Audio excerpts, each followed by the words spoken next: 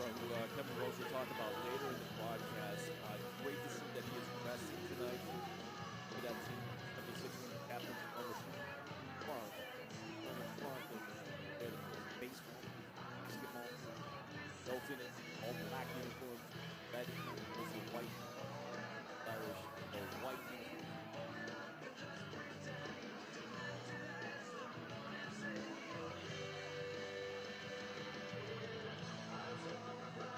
The Lil Irish win the toss. They will receive in the north end of the field. Your officials for tonight's contest: back judge John Driscoll, line judge Mark Mazzotti, linesman Don Warham, umpire Ken Torsha, and referee Edward Wood.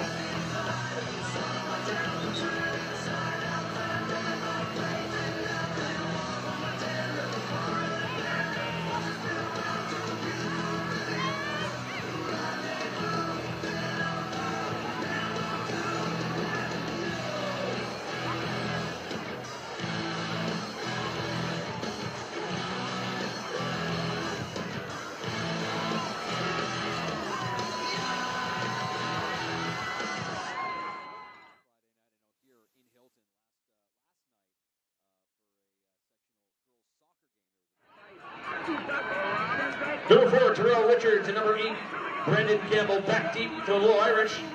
Number 46, Luka Dodge, a kickoff for the Cadets.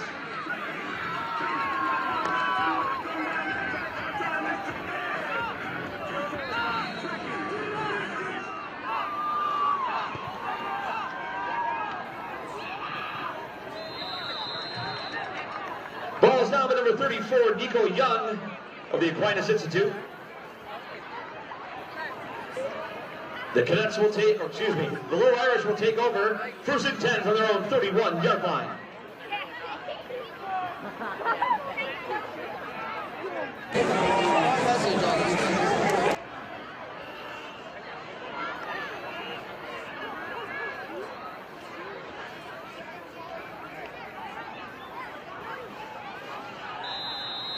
I know it's internal, external, and shoe.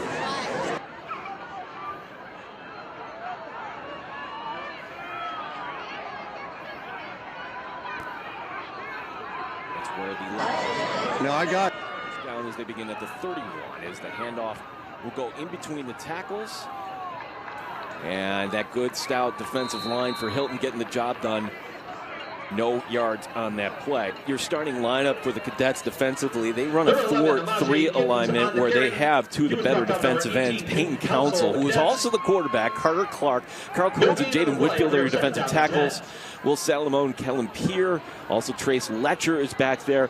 And then young corners here, Colton Thorpe, Tyler Letcher, Nick Castellana as the other safety. Luke Lockhart, number 10, that should read. 2nd down and 10 as the snap. Michael White going, and it's fumbled, and Hilton's going to fall on it. The Cadets stripping Michael White. And Carl Coons with the recovery for the Hilton Cadets, number 79. Big play for the Hilton Cadet defense, and you see Michael White looking to step up into the pocket and make a play. Carter Clark with the strip, and you see Coons with the recovery. Short field for the Hilton offense. Let's see if they can capitalize on that early turnover and mistake from the Lil Irish. That's exactly what Hilton need as we take a look at tonight's starting lineup. The starters for the Hilton offense, and after starting the first 2 games, Peyton Council then was not at quarterback, but he went in there last week and helped guide the team to a victory over RH. 28-7 was that final. Council and Letcher, certainly the 2 main guys here. As now the handoff will go inside, and we apologize. Looks like we ran out of time for the graphics there. As an Aquinas defensively, the Little Irish here will run a 4-3 with Quentin Gillians, Ben Kingsley, Jalen Owens, John Breedy are your defensive tackles. Jaleel Johnson, Trent Hill on the outside, Lucas Leone, and then your secondary corners are Majay Giddens, C.J. Robinson, Sean Riley, and C.J. Kamek are your safeties. This is 2nd down and 7. Hilton with the short field after the fumble recovery by Coons. Council will be under center here. Pitching it right side, a little razzle-dazzle play, throwing it deep, and it'll be incomplete. Why not let it all hang out here in the final regular season home game for the Cadets?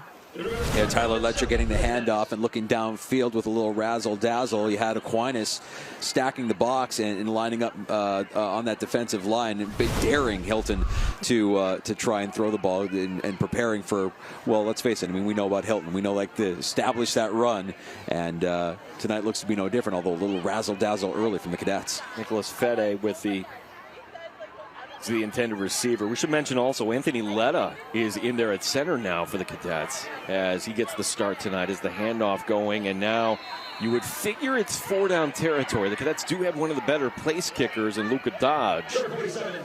Play some soccer here for this Cadet team. And it looks like Rich Lapani, the head coach of the Cadets, is going to keep his offense out of the field here on 4th down and 6.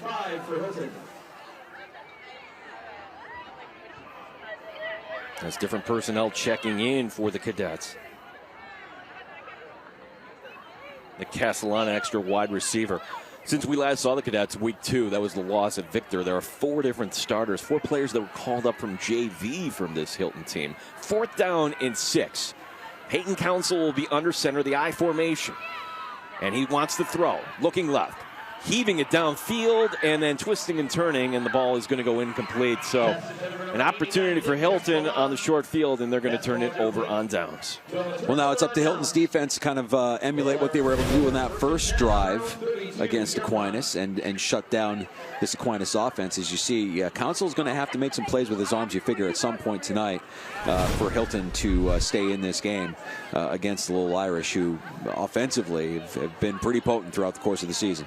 Well, Will Benjamin, number 13, he is on the sideline, and he is wearing his jersey, but he's in street clothes. Yeah, he's not playing tonight. No, so that is a little bit of a surprise. Not sure about the story there. We talked to Coach Anacino a couple of nights ago, so hopefully everything is okay.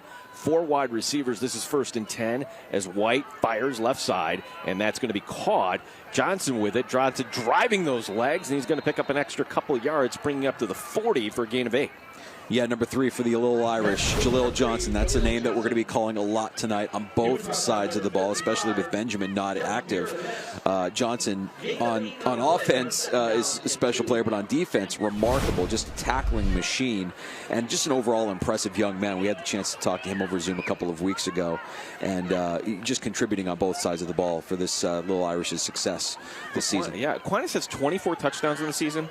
Benjamin has 11 of them, so that's a big chunk of their offense out tonight. So other guys like number 3 are going to have to step up. Good down and distance here for the Little Irish as they will hand it off, and getting the first down on the left side, that'll be Bryce Conyers getting the call. He's a senior, number 7. Don't recall calling his name in the game against McQuaid we did last week. That's good enough for a first down for the Little Irish. That play, good for a Kangaroo first down. Lakeside Roofing and Contracting. Home of Kangaroo. Will we hop to it? Yeah, good push up front, and good job finding the hole and pushing ahead for that first down by Little Irish. We're in the first quarter. This is the second drive for Aquinas. Aquinas turning it over as White was stripped. Now they have the ball near midfield as White with 2 receivers left, 2 receivers right, and a handoff going left side and into Hilton territory, and good enough for another first down going Majay Giddens. Get Giddens running a little bit, and again, for another Kangaroo first down. Lakeside Roofing and Contracting, home of Kangaroo, if we hop to it. That's kind of been a Majay Giddens throughout the course of this year, averaging over 11 yards a rush on the season. You can see a big hole opened up by that offensive line by Aquinas, and Giddens doing what he does.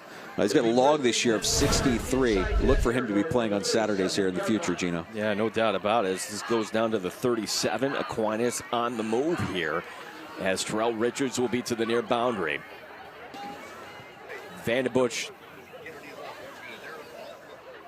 Now, as White will be out of the shotgun, play action throwing near side, and Giddens is going to catch the little flare to the right flat, and he's going to get positive yardage across the 35, and he'll be tackled. That's going to be the key here for Hilton. It's just not one guy, but two guys need to come over, as Letcher and Salamone are going to come over and make the tackle there, bring up second down. 4-yard gain on the play on second down and 6. Yeah, with no Benjamin in the lineup for the Lil Irish tonight, I have a feeling we're going to see a healthy dose of Amaje Giddens throughout the course of the evening, Gene. Second down and 6. As Jaleel Johnson will be one of the receivers to the left of this formation.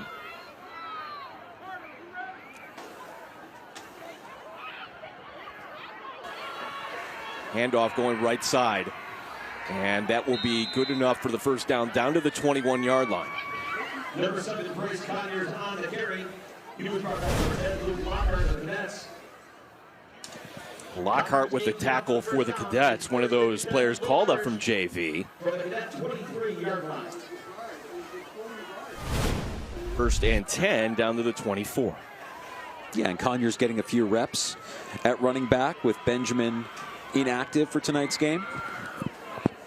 So we'll see plenty of Conyers, plenty of Giddens on the ground for Aquinas tonight. Two receivers left, one to the right as White fires over the middle, has a man caught inside the 5 in the end zone. Touchdown. Touchdown, Aquinas. That is number 3, Jaleel Johnson with the touchdown.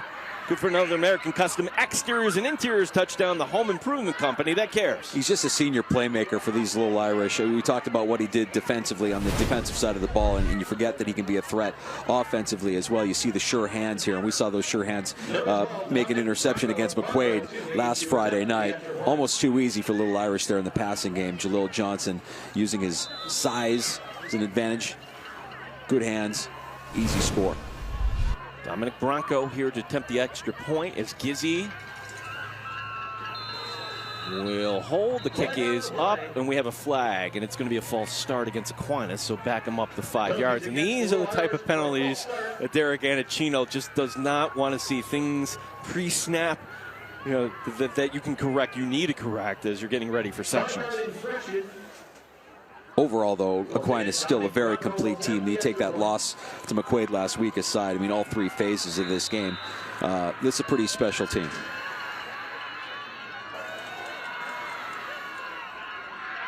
Bronco, back him up the 5 yards. Here comes the rush, and it's blocked.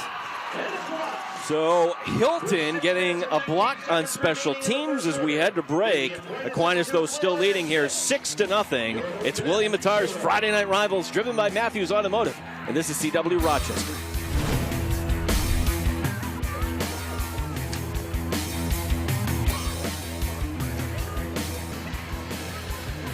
Number 3, Mike Jerome. And number 44, Trey Thunder, back deep for your Cadets.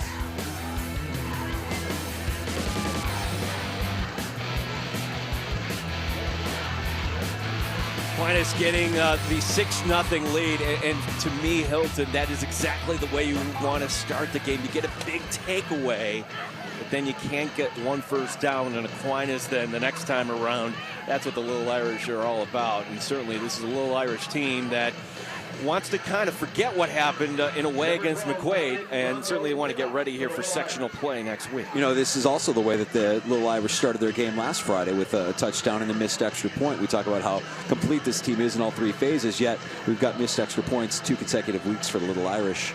And, you know, the block there for Hilton maybe gives them a little momentum here as they get the ball back here still early in the first quarter. Yeah, just the one lineup change, well, other than the Benjamin injury tonight for Aquinas, is that we'll have a change in the punter. Santos was handling the duties at Fisher last Friday night, and tonight we don't have the official announcement, but it could very well be Michael White should the Little Irish punt here in this game, as Hilton will bring it up and they get it to the 30-yard line. Now, if I'm head coach Rich Lapani for Hilton. I want to get the ball to the running back, Trace Letcher. Trace Letcher, the Section 5 Class AA Offensive Player of the Week, coming in tonight off of that win over RH. And even though if you don't get big yardage, just try to give your defense a little bit of time here to rest. Yeah, I mean, it's the strength of your team. It's the strength of any Rich Lapani team, right? They want to run the ball. They want to establish their identity on the ground. They want to control the football and try and shorten this game with the Lil Irish. So, yeah, I would say that getting Letcher involved here while the game is still tight at 6-0, good idea, good game plan for Rich Lapani. Let's look to see if they go with Letcher here to start it off. As it'll be Council under center.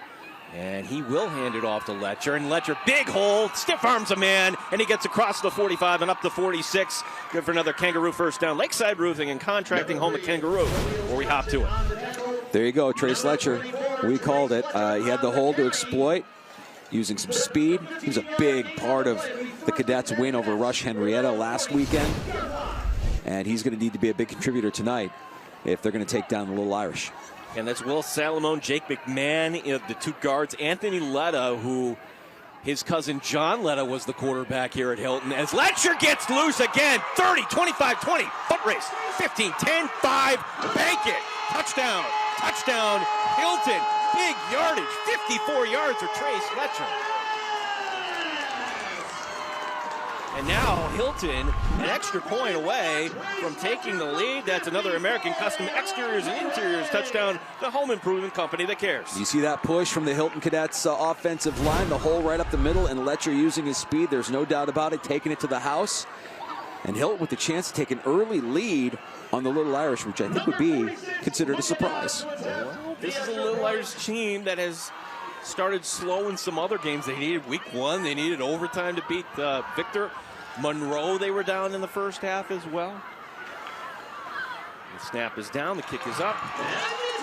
And Luka Dodge now has given Hilton a 7-6 lead here tonight on Friday Night Rivals, driven by Matthews Automotive. Yeah, there he is, the shorts, head coach Rich Lapani out and greeting his team as they're coming back into the sideline after a successful scoring drive. And we had the chance to talk to Rich Lapani throughout the course of this season. Actually, that wasn't Rich Lapani with the shorts, but it's a pretty clear identity. It's run the football, establish the run, control the ball, and be proper and fundamental defensively with your tackling. It's a good tradition here at Hilton. They certainly play sound fundamental football. And for Aquinas, well, welcome. You have a game here tonight. And again, for Hilton, another way you can look at it, 3-4 is the record for the Cadets, but in games where they're not playing McQuaid, they're 3-2 on the season. It's kind of the quirk in the schedule where every team in Class AA had to play. They drew the short straw and played McQuaid twice. Yep. So they've already faced McQuaid twice, and this coming in week 8, they're getting Aquinas here for the first time tonight. As Dodge will kick this off here.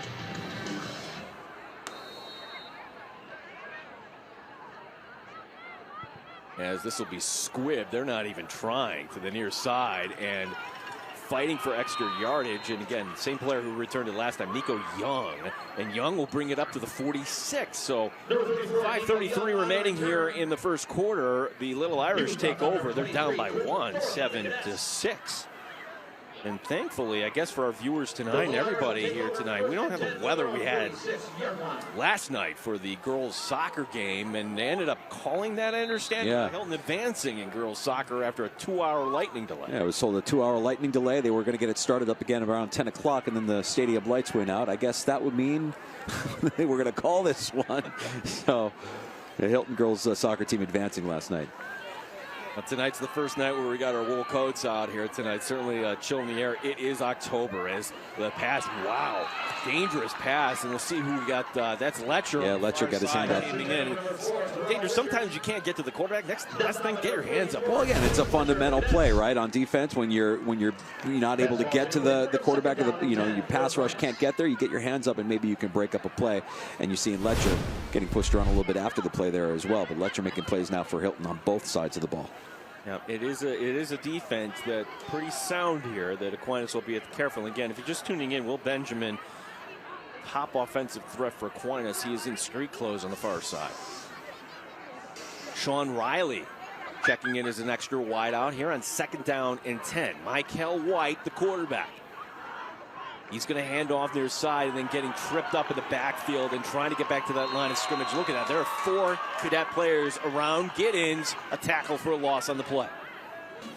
Hilton's playing with a little bit of fire, a little bit of momentum after the 54-yard rushing touchdown by Trace Letcher, and you see him ganging up on Giddens. And some of these Aquinas running backs are going to require more than one guy to bring down. So Hilton fundamentally sound there and bringing him down. We'll take Kellen Peer on the tackle. Carter Clark was helping out. That goes for a loss of 2 to bring up 3rd down and 12. 4 wide receivers. 2 safeties up high for Hilton.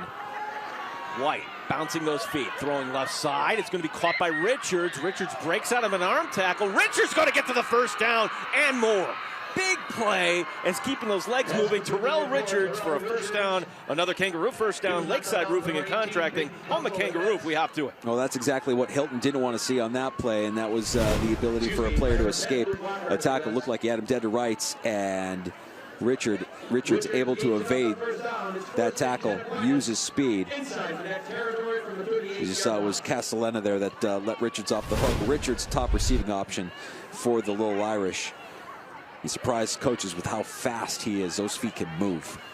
As going back to the ground game and trying to establish that line of scrimmage, but that is only going to go back to the original line of scrimmage. Aquinas on the move here. They are down by 1. 7-6 is our score.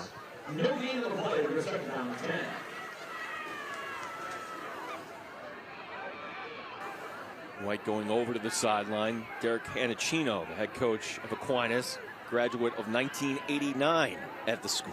Played offensive line for the Lil Irish.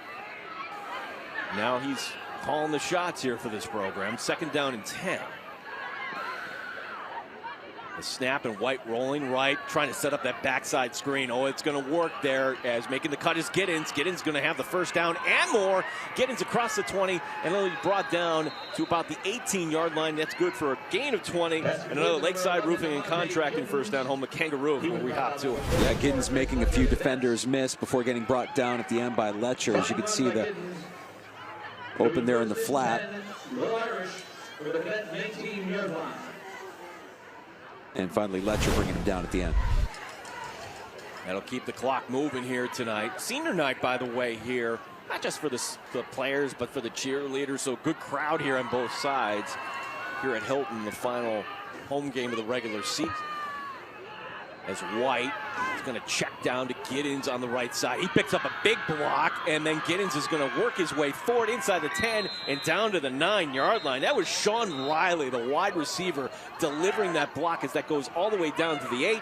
Good enough for another 1st down, brought to you by Kangaroo, Lakeside Roofing and Contracting, home of Kangaroo. We have to. Giddens a little slow to get up on that, and you can see Aquinas starting to spread the ball around a little bit here with the pass out in the flat, the open field, and forcing Hilton to kind of make some defensive plays on their playmakers. Well, we do have a penalty on the play. It is going to go against Aquinas, so take that 1st down off the board. So instead of the ball being at the 8, now moving back to the 24. So a false start called against the Lil Irish. As the tight end Jack Vandenbush will check back into this formation. Brandon Gamble will also be out there. Fullback number 8, trying to deliver a little bit of size here. As in the offset eye here, out of the shotgun will be White. 1st and 15, the down and distance. White play action, looking, wants a man into double coverage and then getting crossed up and incomplete as Terrell Richards trying to get to that pylon and it goes incomplete.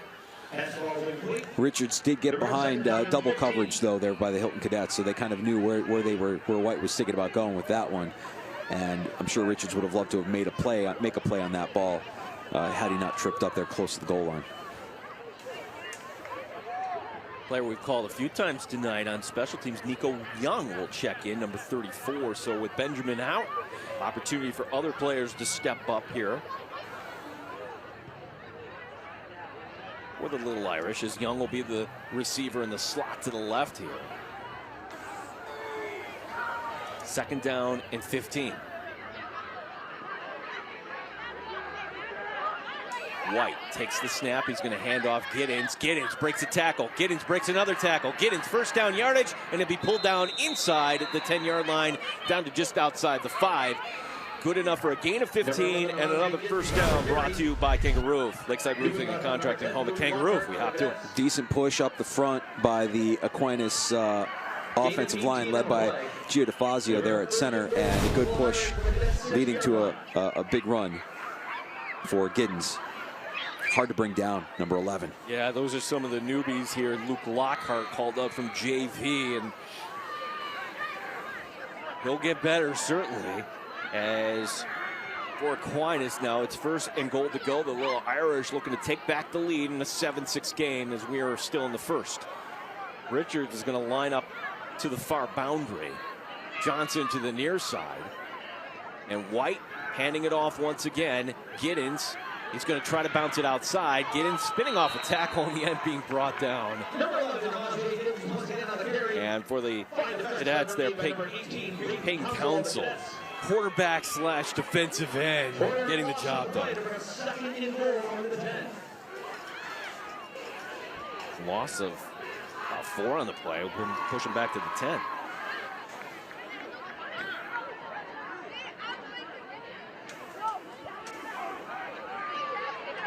That Aquinas offensive line. James Eldred, your left tackle. John Brady, your left guard. Gio DeFazio, the center.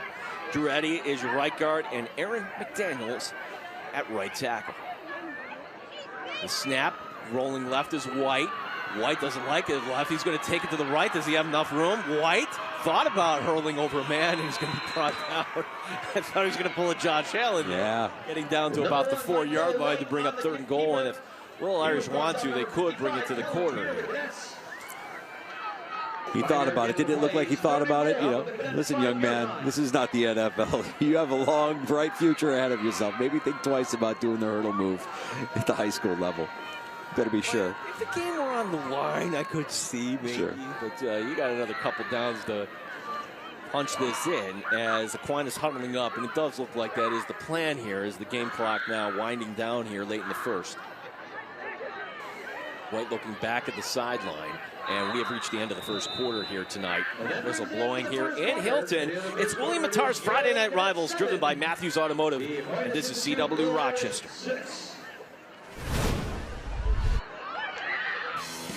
And today's game being broadcast on CW. Back here at Hilton on Friday Night Rivals, Cadets lead Aquinas 7-6. You know, we asked AQ head coach Derek Anacina how he was going to get his team refocused after that tough 1-point loss to McQuaid last Friday night. He said he normally brings the guys in on Saturday to watch film, lift, and do yoga. He didn't do that. He gave them the weekend off this time around. So when the guys showed up on Monday, they asked, when are we going to watch film on that McQuaid game? He said, that game's behind us now, guys. Hopefully, God willing, we'll get another shot at them into the end zone. Take care of business the next couple of weeks. Yes, that's good enough for a touchdown. As we begin the 2nd quarter. Pass complete to number 3. As that'll be number 3, Jaleel Johnson with the touchdown. Good for another American Custom Exteriors and Interiors touchdown. The home improvement company that cares. And Aquinas is taking back the lead. It's now 12-7. Yeah, all day. Really no pass rush from Hilton's defense on that one. And Jaleel Johnson pulling in his 2nd receiving touchdown of the night for the Lil Irish to take the 12-7 lead. 5th touchdown on the season overall. That goes 9 plays, 54 yards. Bronco for the PAT. Here's the rush. That has the distance. It's up and good. So our score 13-7. Aquinas. We are early on here in the 2nd quarter.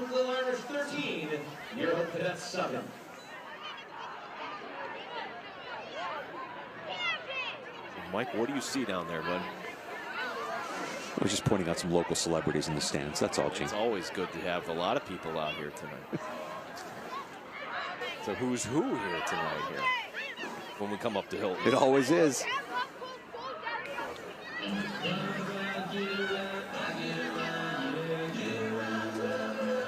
You see Rich Lapani huddling up with his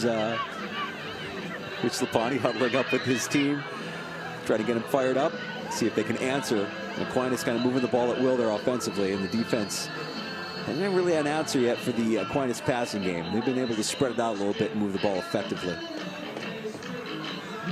Well, for Hilton, Letcher getting loose last time, it'll be interesting to see what adjustments Aquinas will make here to try to prevent the big gash plays on the ground here as they saw last drive. Bronco to boot this one away here. We're coming to you live tonight from LeBeau Field. They redid this a few years ago, put in the new track, new press box, new field turf, and the new lighting. It's just a really nice facility here. One of the better ones here in Section 5. It's another A+ junk removal kickoff. A+, we want your junk.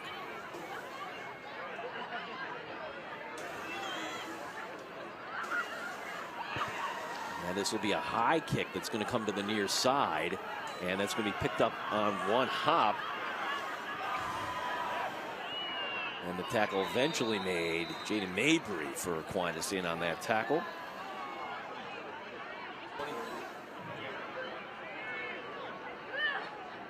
Michael Jerome on the return there for the Cadets.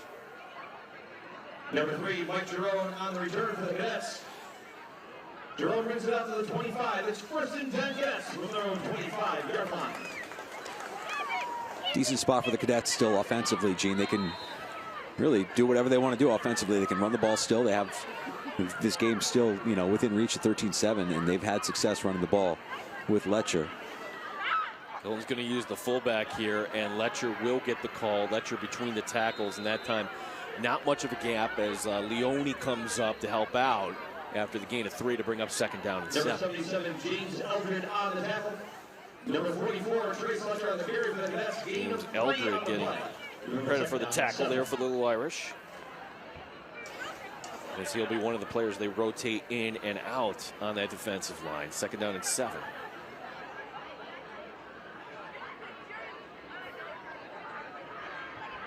A snap and trying to get around the right side is Letcher. Letcher has enough for the 1st down across the 40, and he'll be knocked out at the 44-yard line. Izzy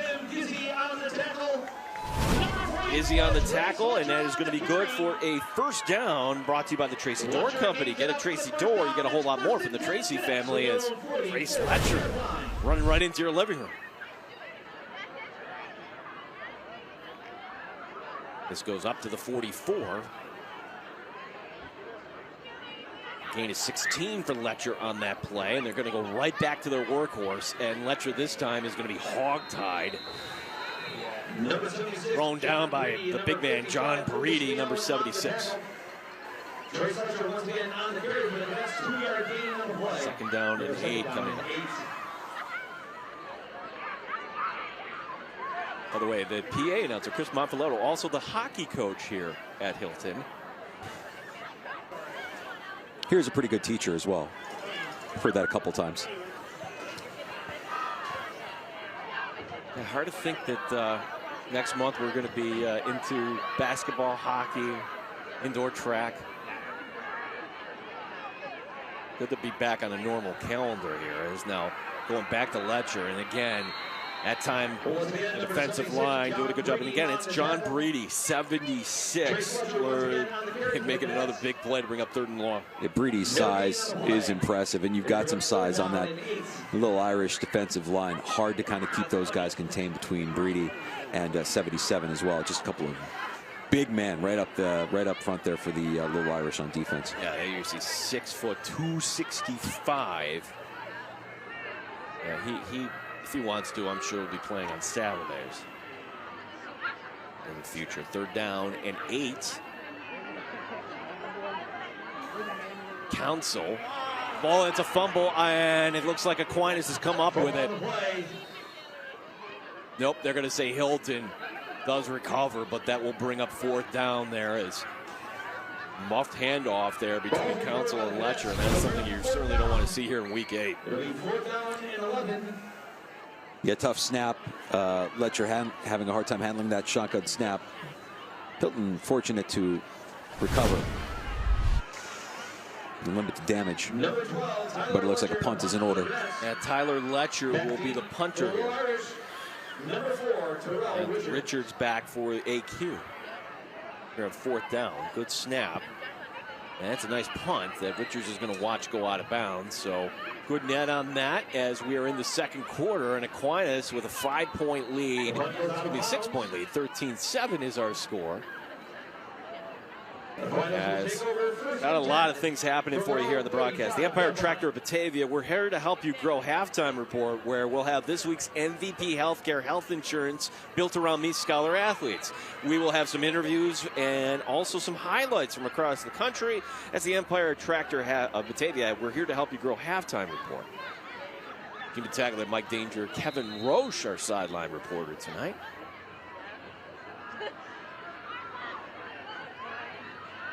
As White will join the rest of his teammates.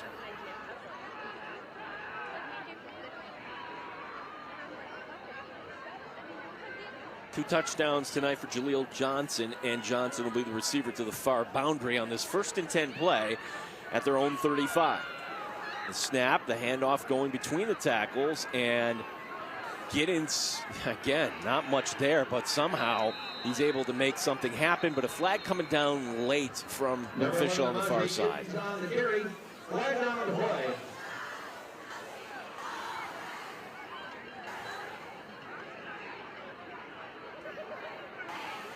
Officials huddling up here. And we'll have a face mask called against Hilton to tack on more yardage.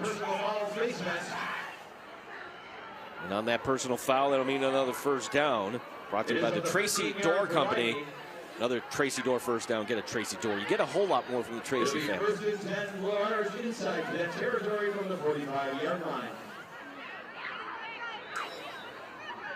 So back into Hilton territory goes Aquinas.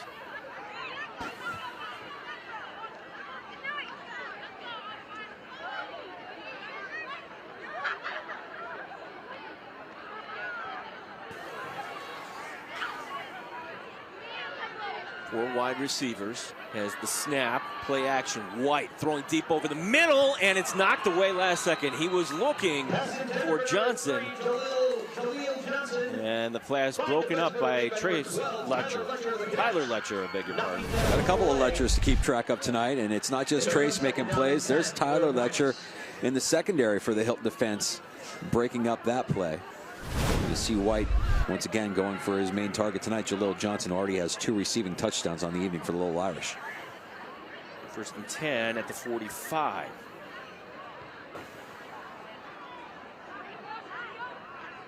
Richards to the near boundary. And that'll be Sean Riley to the far side for the Lil Irish.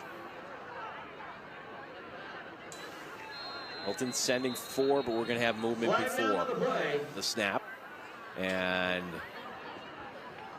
we'll have the call going against Aquinas. We'll call it a false start. I'm saying offside Aquinas on that play. Penalties against the Lil Irish for offsides. You don't see that too often when a lineman or somebody lining up offsides. Let's see if we can see on the replay. Move the ball back 5 yards. Hard to tell from that. Well, actually, maybe it's a receiver on the near side. Hard to tell from that angle, but official was looking right down the line there, blowing it dead. And that was the one key that Derek Anacino told us he wanted to see out of his team. Derek Anacino stressing how he wants his team to be 1% better than the day before. Eliminating penalties like that will help the team. As now White throws and trying to bring it down, could not. Once again, that was Johnson, and now it's going to bring up 3rd and long, an opportunity here for Hilton's defense to get off the field. Yeah, Salomon, the linebacker, in coverage for Hilton. All over Jaleel Johnson on that one. Jaleel Johnson not able to bring that down. There's a couple of passes now where Johnson has been the intended receiver, and Hilton's been ready for it, up to the challenge. All needs to get to the Hilton 35 to continue the drive here for the Lil Irish.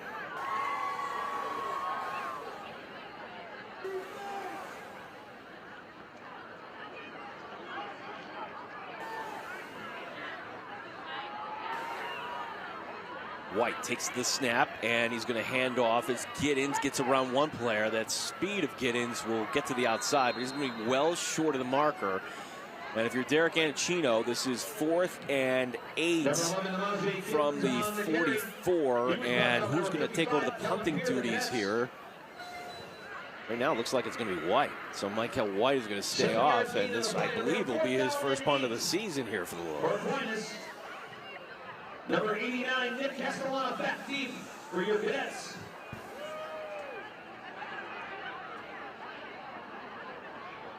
So White, as the clock moving on here, in a one-score game, will get a high end-over-end kick that's going to go to the near side, taking a Lil Irish roll, and that'll die out at about the 11, pushing it back to the 10.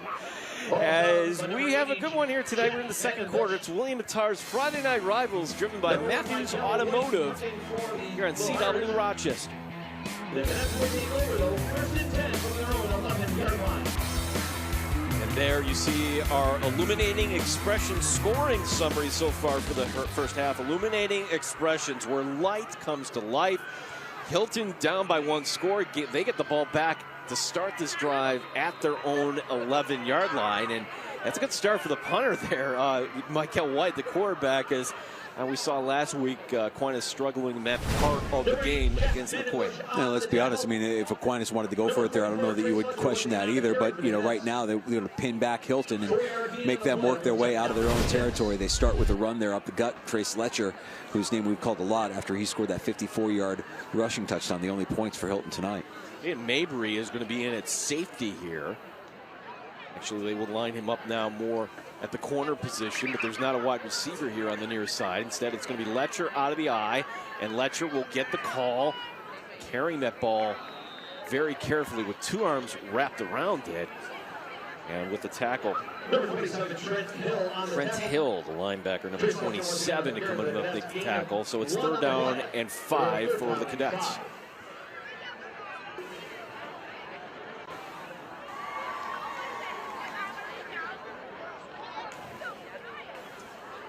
Third down and 5. We want to mention, too, we will have our player of the game tonight in the 4th quarter, presented by attorney William Attar.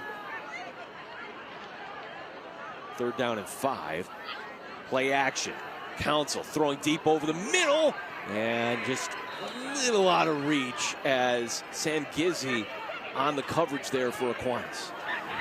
Yeah, Gizzi with some good coverage and a pass just a little too high for Lockhart. Yeah, Luke Lockhart. Good effort there. And now the dangerous Terrell Richards deep back here. I'm wondering if Hilton even dares, kicks it in his direction, or they go straight out of bounds. You have to wonder when Hilton gets the ball back again on offense, are they going to have to lean a little bit more on that arm of Peyton Console? Because I feel like Aquinas might be forcing Hilton to be a little one-dimensional. Well, we've yet to see tight end Carter Clark get any targets here tonight. That's a good punt, as Richards is going to have to take it on 1 bounce, makes 1 man miss. Richards surrounded by 3 cadets, and he's just going to get pushed back, and the forward progress will be blown dead. Carl Coons will get credit on that tackle. But the end result here, Aquinas is going to start out in Hilton territory at the 48. So the strategy by Coach Anacino proves to be correct. We're punting it away. The defense does their job, and now you get a great field position to start your next drive. Hilton defense here needing, I would say they'd like to probably get what they had their first defensive stop, which was a turnover. A little strip sack of Michael White. See how aggressive they're going after the ball tonight here in the second quarter to try and get that ball back for their offense. 4 wide receivers as White will be out of the shotgun. Hilton sticking with the 4 down linemen. And movement. Something a little different here tonight. You don't have to adjust your television, as it took me a half second to realize that our flags tonight are actually pink on the field. There we go. Nice touch here in Breast Cancer Awareness Month for the Section 5 officials. I see plenty of Lil Irish wearing, donning their pink socks. We see some Hilton support as well. Some pink socks, some pink undershirts. 1st and 15 now, and again, the penalty's a problem here for Aquinas. White out of the shotgun, takes the snap. He will hand off, and wrapping up, Kellen Peer. No gain on the play. Number 7 place, Conyers on the carry. Conyers getting the call that time for AQ. Number 55, Helen Fear, the Cadets. 1 yard gain of the play for a second down and 14.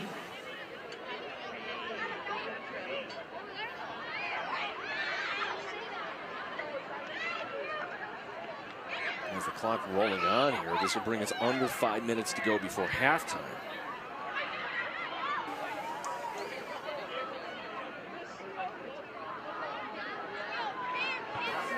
As Johnson on the jet sweep isn't going to find much. Hilton staying disciplined, not falling for it. And Will Salamone coming up to make the tackle after only about maybe 2 on the play. And a flag come down late after the play was dead here. It's on the near sideline. And the Hilton sideline is hot over that call. Just a sideline warning, that's all it is. But Rich Lapani is walking right out to the field. Timeout Hilton. He's talking to the officials. The head coach for Hilton wanted to make sure that he delivers his message. Still delivering his message. You know, if you've been coaching for 30+ years, you've earned the right to say your mind. We've got the timeout on the field. 13-7 is our score. And then Coach Lapani, what would it take actually to see him in pants? And we asked him that question earlier in the year, and I hate to bring up the season of 2020 because the season of 2020 was actually in the spring, but that was actually at the beginning of the year. It was so cold at that point. Coach Lapani was actually not going with the shorts there in the open.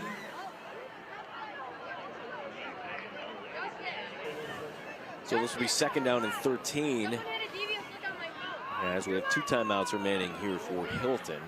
So again, just the sideline going, no penalty yardage marked off against the Cadets. Now on the scoreboard, your Hilton varsity field hockey team is tied 0-0 Worcester Thomas at the end of the first half.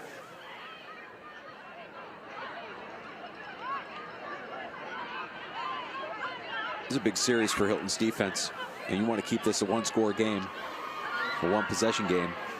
You need to stop here, and you got him pinned back because of some penalties there by the Lil Irish. 2nd and long. Yeah, even if you don't score here, if you're Hilton, you do get the ball to bring in the 3rd quarter. So if you can keep this a 1-score game here. From the Aquinas 49-yard line. James Eldred at left tackle here for the Lil Irish, lining up with the rest of his offensive line on 3rd down and 13. White takes the snap, 4-man rushing, throws over the middle. It's going to be caught by Richards. Richards turning it up the field. He's going to reverse his field, and he's going to lose yardage on the play. Danger, I thought he had the 1st down. He gives up 2 yards in the process, trying to make a bigger play. You see Richards coming across, White hitting him in stride. And right here at the end, getting spun around as he was trying to make a little bit more of a play, losing a couple yards. Carl Coons finishing him off. Our director, Steve Sinus, is saying, yes, that would have been good enough for a 1st down. So now instead, this is going to be 4th down and 2. Long count by White, trying to draw him off. That's not going to work. And Aquinas will burn a timeout with 3:58 remaining here in this 3rd quarter. We take a short break. We'll take a short break here. As fun one here tonight, Aquinas leading by 6. This is William Mattar's Friday Night Rivals, driven by Matthews Automotive on CW Rochester.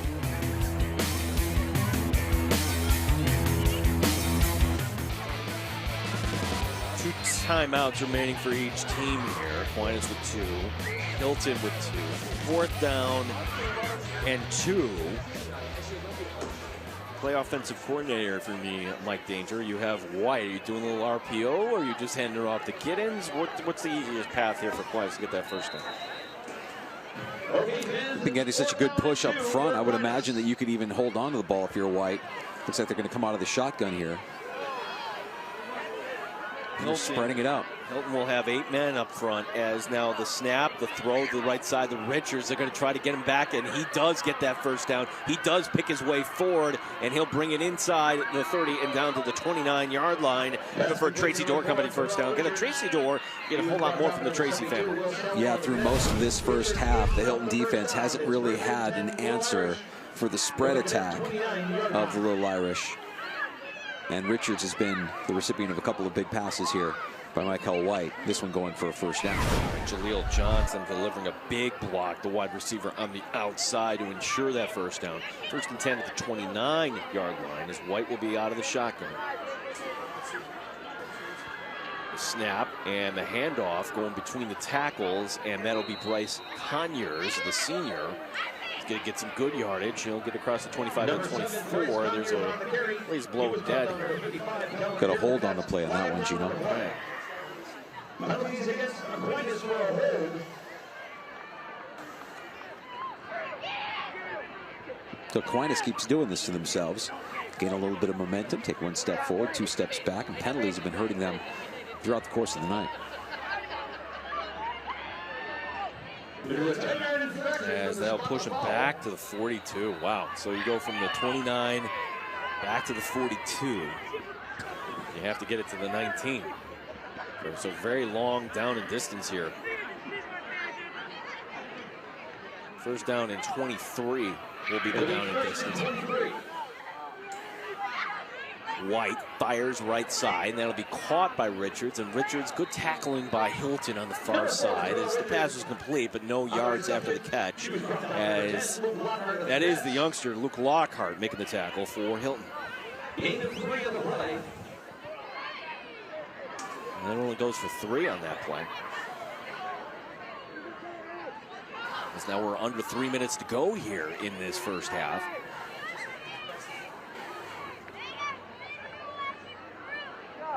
It'll be a second down and 18 for the Lil Irish.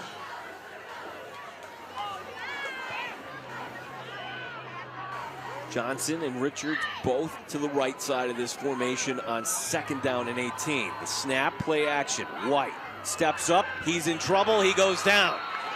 Sack back at the 45-yard line. Number 18, Peyton Council with the sack on Carter Clark. The meeting of the defensive ends there right at the quarterback. Give them both a half a sack. Yeah, the pass rush has gotten to White a couple of times tonight. One time earlier it led to a turnover. This time they get the sack and push back the Lil Irish even further. This is 3rd and 24 coming up. Let's see if they just keep it simple here, as we are late here before halftime. 2 receivers to the left, and Johnson will be to the far boundary. This is 3rd down and 24 as White finds some space, throws deep over the middle. It's intercepted, and the return here for Hilton at the 45, the 50, the 45, the 40, 30, 25, 20, 15, 10, 5, bank it! Touchdown! Touchdown, Hilton! The Salamone on the pick 6. That is number 72, Will Salamone with the pick 6.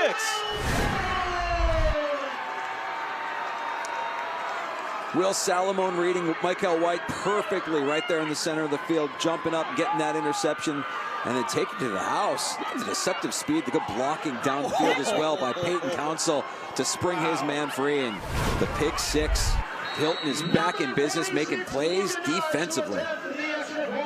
Wow, what a big turning point. I'm thinking Hilton maybe Aquinas runs a play here, plays field position, and a big mistake by the Lil Irish, but that is actually the big play by Will Salamone. How about Peyton Council? That's the team's starting quarterback, mind you, going downfield and delivering a huge block to ensure that pick 6 was finished off. Unbelievable turn of events here to wrap up the first half. And the Aquinas doing it to themselves. Aquinas has been, able to move the ball fairly effectively. A couple of turnovers, penalties have certainly hurt them, put them in situations where they get away from what they probably want to do offensively. An interception return for a touchdown. Another American Custom Exteriors and Interiors touchdown. The home improvement company that cares.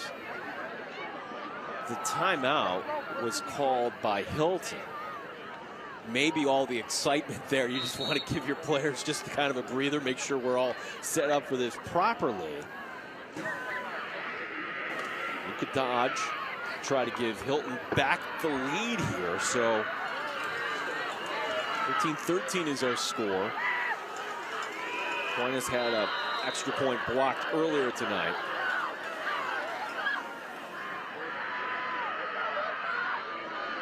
Snap is down, kick has the distance, and Hilton is taking back the lead here. We are late in the second quarter, 14-13. Cadets now by 1.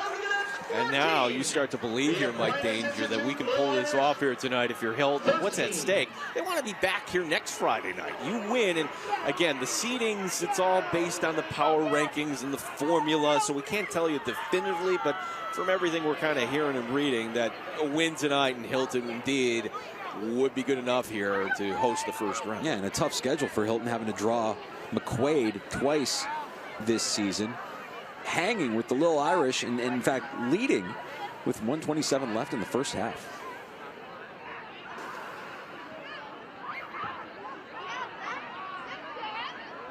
We do have the 1:27 here remaining, and Aquinas huddling up here. So this is a Lil Irish team, though, that they have tasted adversity multiple times. They went to overtime week 1. Last week they were down, and boy, does that not say we are in the month of October right now? Good job by our crew here tonight. Our Friday night rivals. Shot of the moon here. I don't think it's a full moon. Perfect Friday night for football.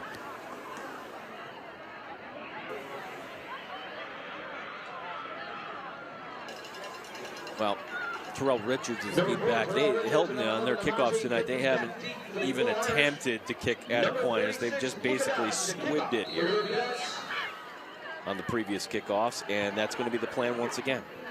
A little bouncer on one hop that's going to go up to the 30 to the 35, and then bringing on up C.J. Kamek, the pre-safety there, and Kamek will get it up to the 41-yard line. Plenty of time here for Aquinas. They do have a place kicker in Dominic Bronco if they wanted to get some yardage, maybe give him a chance. Bronco has made the only field goal attempt this year so far.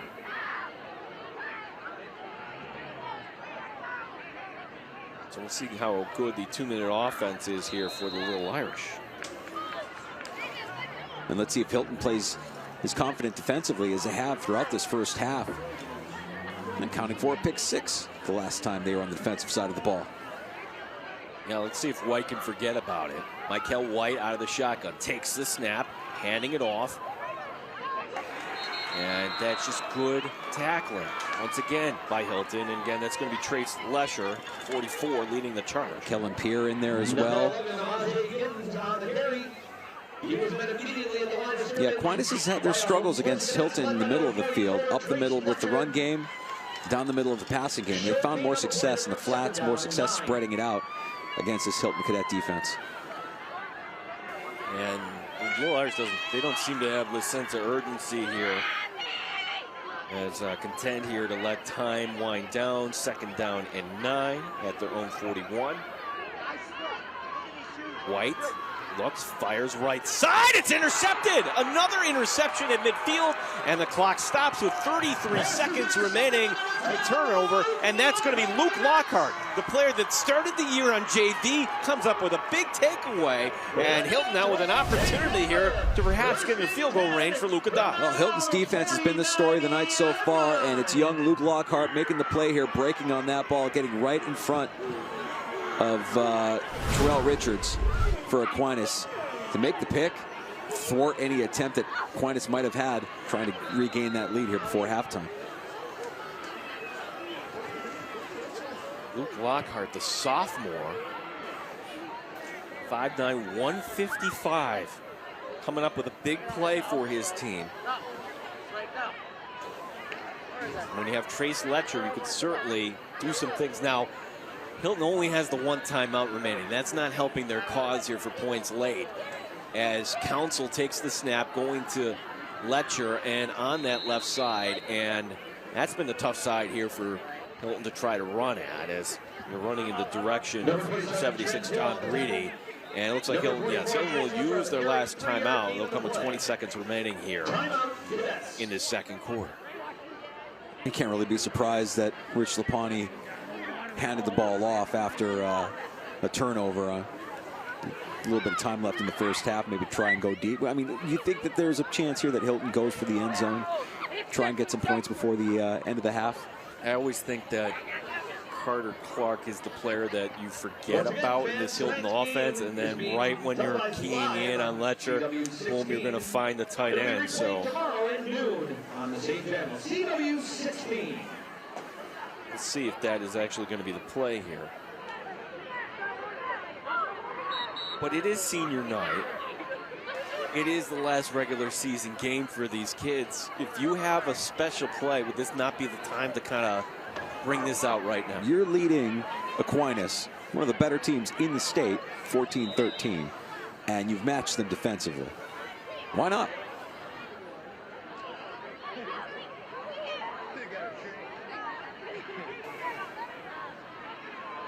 Come out in a running formation here on 2nd down and 7, and Council, the pump fake, he wants a man long, trying to go long, but trying to look around for the flag, not going to get it there as Nick Castellana goes incomplete.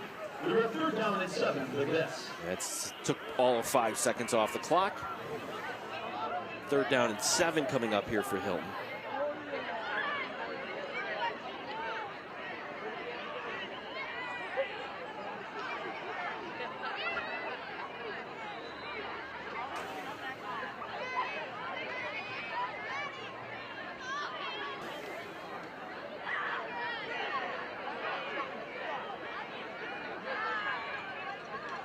And going back to the ground game, keeping it safe as Letcher lowering his shoulder, he'll be a yard shy. And with Hilton unable to stop the clock, that is going to bring us here to halftime. As at the half, a little bit of surprise as we take another look here as the teams head off the field here. Mike Danger, your level of surprise here to see Hilton ahead by 1 here. I am fairly surprised based on what we saw out of Aquinas against McQuaid last weekend, and knowing what we know about Hilton from when we saw them earlier this season. Had a feeling that it would be actually Hilton with the lead here. It is definitely a surprise. We go downstairs to Kevin Roche. Here with head coach from Hilton, Rich Lapani. Coach, what can you say about your defense, getting the pick 6 there and then another interception? Yeah, they've been playing better as the years gone on. We've improved quite a bit defensively. But you know, they got great athletes, and we're just trying to hang on, you know, and it's tough to bring down. 11's a heck of a back, so we're hanging in there, and we're trying to hang in there in the second half and see what we can do. You talked about your team trying to build confidence as they go. What does this 1-point lead going into half do for their confidence? Nothing right now. I don't know what it's doing for theirs, but nothing for mine. We're just trying to get the ball and get something going here in the second half, and Aquinas gets so explosive, so we're just hanging on. Best of luck to you in the second half. We appreciate your time. Rich Lapani there from Hilton with a 1-point lead over Aquinas here on Friday Night Rivals. 14-13 Cadets at the half.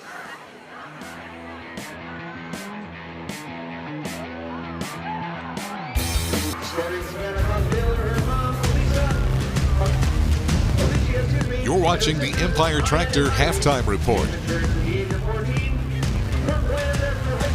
We welcome you back here to Hilton as we are at the half, and I want to tell you about our MVP Healthcare Scholar Athletes of the Week, where Annalisa Stasio from Monroe High School is a varsity volleyball player who helped lead her team to 2 city championships.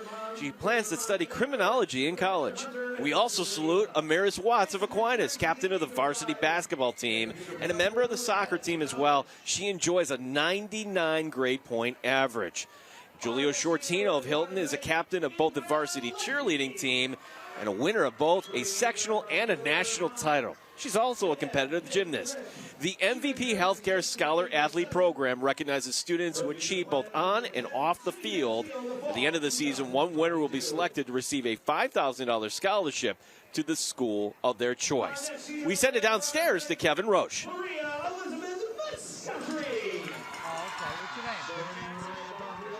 Joined here now by Hilton Athletic Director Mike Geruzzi joining us at halftime. A big game here at halftime for you guys. What's it feel to be up 1 here on Aquinas? Well, it's always exciting. Anytime we play on LeBeau Field, obviously against a program like Aquinas, and to compete, you know, our coaches always have our kids ready to play. So where else would you rather be on a Friday night but in Hilton? And a special night for Hilton. It's senior night tonight as you honor the cheerleaders behind us. Yes. Obviously, our seniors have been through so much in the past year and a half. So the opportunity to recognize our football kids before the game and our cheerleaders right here at halftime, very special for these kids. This program has known Rich Lapani for a very long time. What does he mean to this school and to this football program? Well, Coach Lapani really is the fabric of Hilton football. And the things he does behind the scenes that no one will see, he is passionate about the game, but he's also passionate about the kids that he coaches and passionate about the Hilton community. So we're very fortunate to have him leading our football program.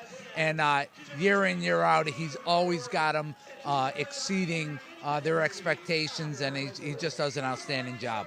A busy week for you as sectional start in other sports as well. It'll get started for football next week. What has it been like for Hilton, and how have you fared? It's been a crazy week. Last night we had a girls' soccer game in which it was our first round of sectionals. We ended up having lightning and thunder and actually called the game in the second half, but our girls' soccer team won 2-0, moving on to the next round. Right now, our girls' field hockey team is competing out at Thomas. Our boys' soccer will be here on LeBeau Field tomorrow night, hosting Rush Henrietta. So exciting week as we get to the end of the season.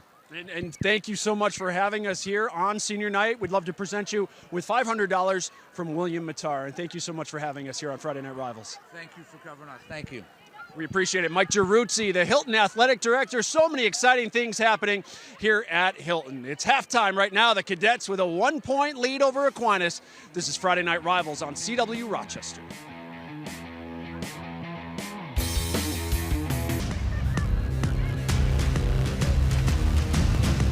You're watching the Empire Tractor Halftime Report. Back here at LeBeau Field at halftime at Hilton as the Cadets have a 1-point lead over the Aquinas Institute, 14-13 at the half, as we're joined by Ted Mancini, the principal of Aquinas, and Aaron Cook, the president of Aquinas here tonight. Guys, just the atmosphere on a senior night, another big football weekend for Aquinas. What has this season meant for you? It's just great to see the kids out here playing, having fun. We're having a great season. I'm really impressed with how well they're playing. We got open house tomorrow, Sunday actually, for new prospective students. So we're excited for that opportunity. This is a great chance for these guys to show off what they got going, and it's been a fun season. We always ask principals and presidents what makes their school special. What makes Aquinas special? Family. I think you ask anybody, it's family, 100%, and it's the idea that we're all in something that's bigger than us, and we're in it together. How forward do you look to sectionals and getting all your teams out there and competing at the highest level? I'm gonna let you go. Yeah. So our kids have prepared all season for that moment. So to have that opportunity to come together and participate in sectionals is just a great opportunity for our kids. So we're excited. It's always a great time of year. Gentlemen, we thank you so much for your time here tonight. Best of luck to Aquinas in the second half. Thank you very much. We appreciate your time. It's halftime here at LeBeau Field in Hilton. The Cadets with a 1-point lead over Aquinas.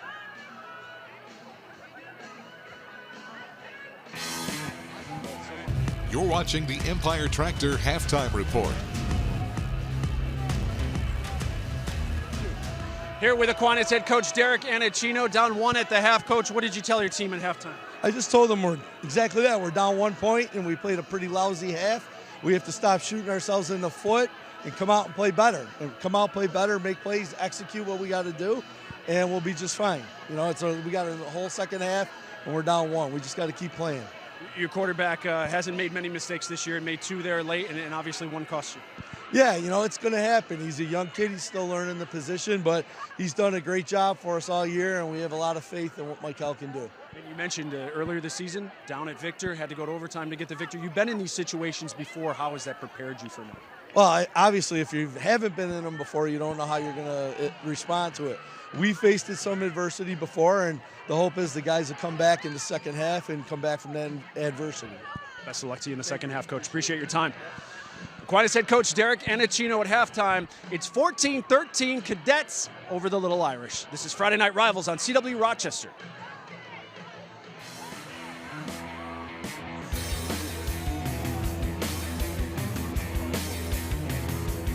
Welcome back to the half. Hilton leading Aquinas 14-13, and Kevin Roche doing a bang-up job there at half. Also at the half, we had the Hilton senior cheerleaders being honored, and a little shout out is certainly good to see the Grossedonias and other families out there getting their moment here on what is a beautiful, albeit chilly, fall evening. Absolutely. Great night for football, and we had a good game. Good second half to look forward to here, Gino. Hilton leading 14-13 over the Lil Irish. Yeah, and now if you're Hilton, you start to believe. Like, you just went toe-to-toe with Aquinas. The difference, though, two things. One, the penalties for Aquinas, but bigger than that, the turnovers there, the pick six being the difference there. So 2 interceptions by White. I would think that's just got to be the message for Derek Anacino to his team. Simple message. Protect the football. Stop with the silly mistakes. No more penalties. And do what they know what they need to do, which, you know, they've been able to move the ball effectively when they're spread out. Hilton's had their number in trying to stop that run game of Aquinas up the middle. But we've seen, you know, issues in the middle of the field for Aquinas when they've tried to move the ball through the air. We saw a strip sack early, and of course that pick six, which led to the Cadets taking the lead right before halftime. Well, this is a Hilton team that started off the season slow by Hilton standards. Lost to McQuaid, no shame in that. Game we did back in week 2 on Friday Night Rivals. Lost to Victor, lost to Fairport in a close one, but then went to Pittsford. Shocked Pittsford, 22-6 in a rematch of that game that Hilton also won there last year. Won against Monroe, lost against McQuaid, and no shame in that, and once against RH. So game's not named McQuaid. They've won their last 3 here. Right, and I think our eyes are deceiving us a little bit tonight. I mean, what we saw out of Hilton that week 2 game against Victor, this looks like a different Hilton football team playing with a lot more confidence, certainly a lot more physical, and they've been able to run the football offensively on the strength of Trace Letcher. As this will be Dominic Bronco, who handles all the place-kicking duties here, the kickoffs and the extra points and field goals when called upon. And he's going to walk off his paces here. And the Cadets leading by 1 here as we begin the third quarter here tonight from Hilton, New York.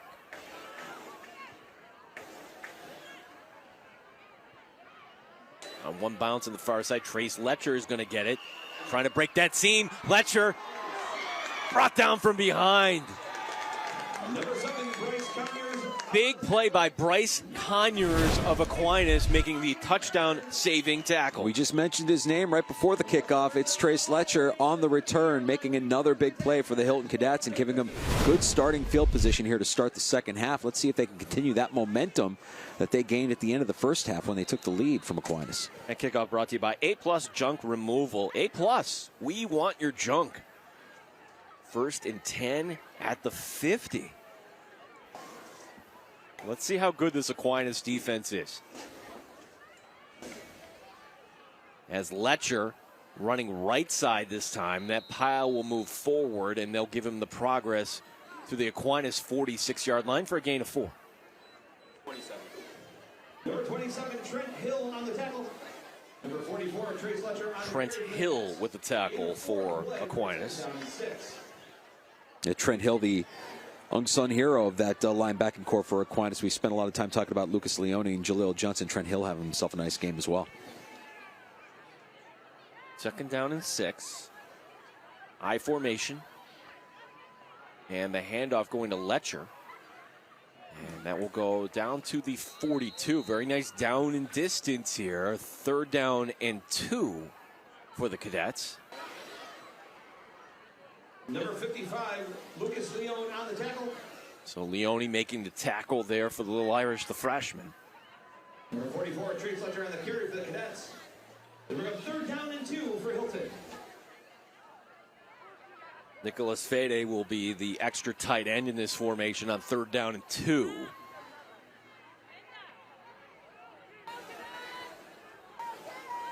And Council also a threat to keep it himself, which he will. And Council trying to lower that shoulder. He didn't get anywhere close. Maybe give him a gain of 1 to the 41. And let's see what faith Rich Lapani has in his offensive line here. This is 4th down and 1 at the Aquinas 41 in a 1-point game. 4th and 1 for the Cadets. We didn't see him lose his footing, did we? No, it looked like he kept his footing on that one, just leaning ahead for the 1-yard gain to bring up 4th and 1. And we'll remember that play on Monday night for a while here. 4th down and 1. Aquinas packing everybody up at the line of scrimmage. They're going to go back to Letcher. Letcher hitting the backfield, and he's going to be short. That's Lucas Leone flying through to trip him up, and the Lil Irish take it over on downs. Big play by the freshman, Lucas Leone. Great athlete for the Lil Irish. Plays baseball for the Lil Irish in the spring, and coming up and making a big play in the backfield. The ankle tackle there, stopping Letcher short of the line to gain. So that will be Aquinas taking over at the 41. So no first downs for Hilton's offense there. Now Aquinas with some decent field position. And tonight, 2 touchdowns, both coming from Jaleel Johnson as White play action. Fires offside, batted up into the air, and White's going to catch it again. He's going to throw it again. That is a penalty. And, well, they haven't called the penalty. There is the penalty flag coming down. In the end, Pass intended for number 4, Terrell Richards. Can you attempt 2 passes in the same play, forward passes? You cannot. I don't think you can. No, just flip. Let me check my notes on that one. I'm pretty sure you can't do that. You know, there was a football game earlier, the one in Seattle, where the punter kicked it twice. That Right. I didn't know you could. Now you throw everything out the window. Now everything you believe is a lie. Yeah, so the illegal forward pass, and again, mistakes here for Aquinas here tonight. Well, this is just a nice play there, and it's that Clark on the far side, I believe it was, getting his hand up into the air, deflecting that pass. And Hilton's defense has played with a lot of intensity tonight. They made some big plays, and there's another one. Once again, Aquinas doing it to themselves, a penalty that's just going to knock them back. So it's a double whammy because White, rather than just knocking it down perhaps, and then, it's 2nd down and 10, well, you got tackled for a loss, then you tack on the extra 5 penalty yards. So this is 2nd down and long, and now make it 3rd and long as it's going to get driven back. Actually, they're going to say it was back now to the 27. So Giddens getting the call on that, and Coons with great penetration into the backfield there to bring down Giddens in the backfield. 3rd and 24. The down and distance for the Lil Irish. Well, there's 2 guys that can convert this, right? One is number 3, Johnson. The other is number 4, Richards. Richards will be to the near side, and in the slot to the near side will be Johnson.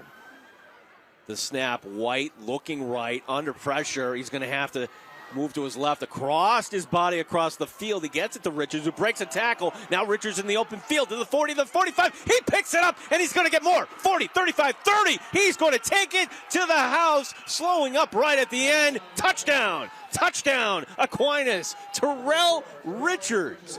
Bank it 73 yards, and the Lil Irish take back the lead.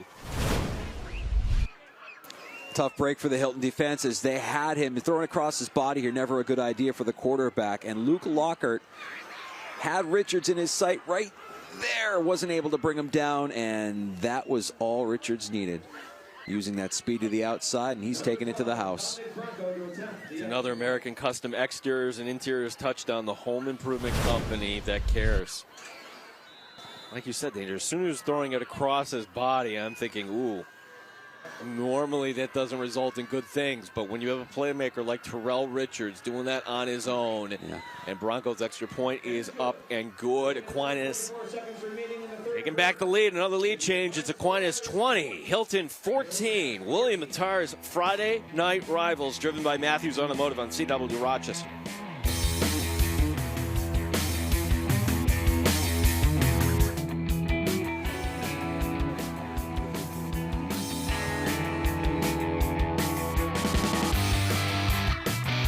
Bronco to kick off here for the Lil Irish as Hilton A game that's had a lot of swings here emotionally. Now it's Aquinas up.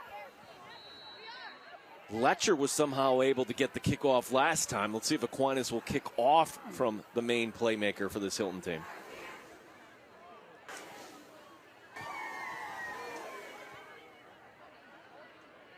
And it will be Letcher on the far side to the 20 to 25, and he'll be driven out of bounds. So good coverage by the Aquinas special teams unit.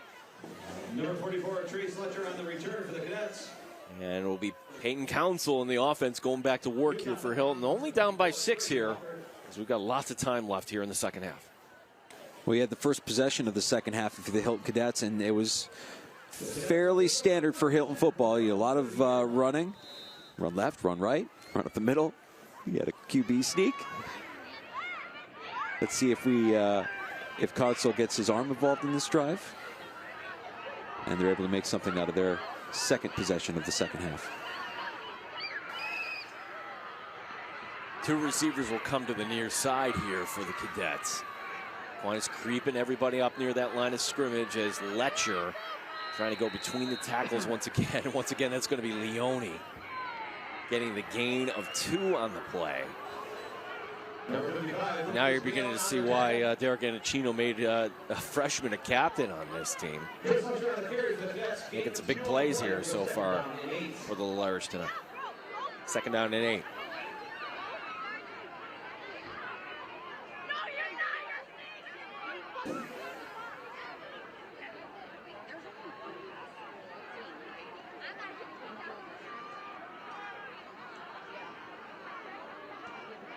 Council under center, Letcher again out of the tail here.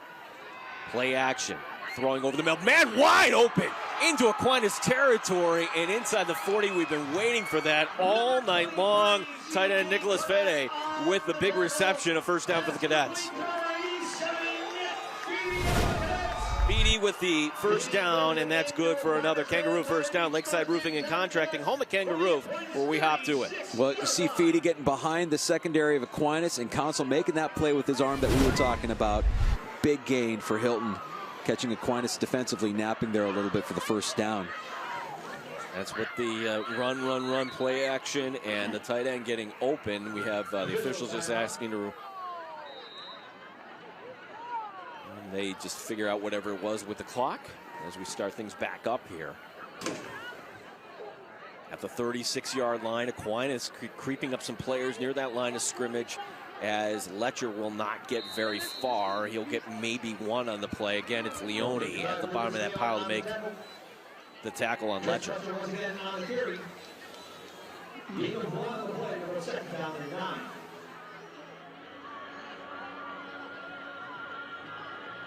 Andrew Ward checking in for the first time tonight for the Cadets.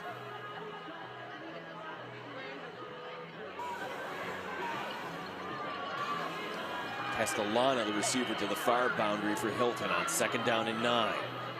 Letcher lowering his shoulder, and Letcher is going to be wrapped up. It's a good tackling here by Aquinas, as that'll be Lil Irish.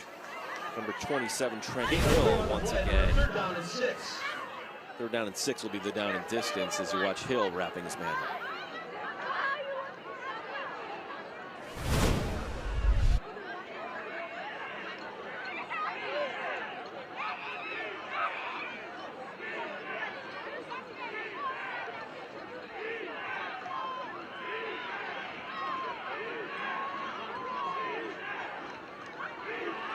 Got to be 4 down territory, right? 3rd down and 6. Council, whistle. Flag down to the play. And it's going to be against Hilton.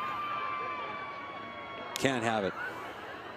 Oh, wait. The official on the near side originally said it was Hilton, and then they changed it. Wow, an offside call against Aquinas. I don't think that's going to give them the automatic first down, but what a difference, 3rd and 6 to 3rd and less than a yard here. That's big. And again, Aquinas with a mistake, just a mental error. You can't have it.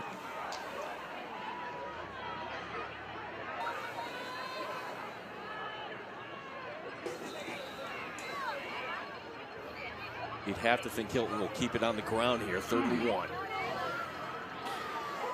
No safeties up top. It will go to Letcher. He will get that first down. Just enough. Needed one, gets about 2.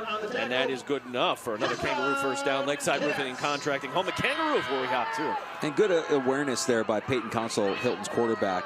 The quick snap while Aquinas was still kind of getting sorted out defensively. And who else? Trace Letcher with the first down. At some point you wonder, is Letcher going to break down? I mean, he has been a workhorse. He was a big part of their win against Rush Henrietta last week. And once again this week, and all season long, really. First and 10 of the 24. 2 tight end formation once again here for the Cadets, as the handoff is going to go left side, and then Letcher will get brought down. That's Jaleel Johnson, who leads the team in tackles entering tonight. He's got 80 on the season, make it 81 now, and that's going to bring up second down and 8 after the game too. And knowing that they're going up against a run-heavy team like Hilton, you've seen Johnson line up a lot on the line versus where he's played a lot this season at linebacker as well, making a play there, limiting that gain. This brings us under 5 minutes to go here in this third quarter.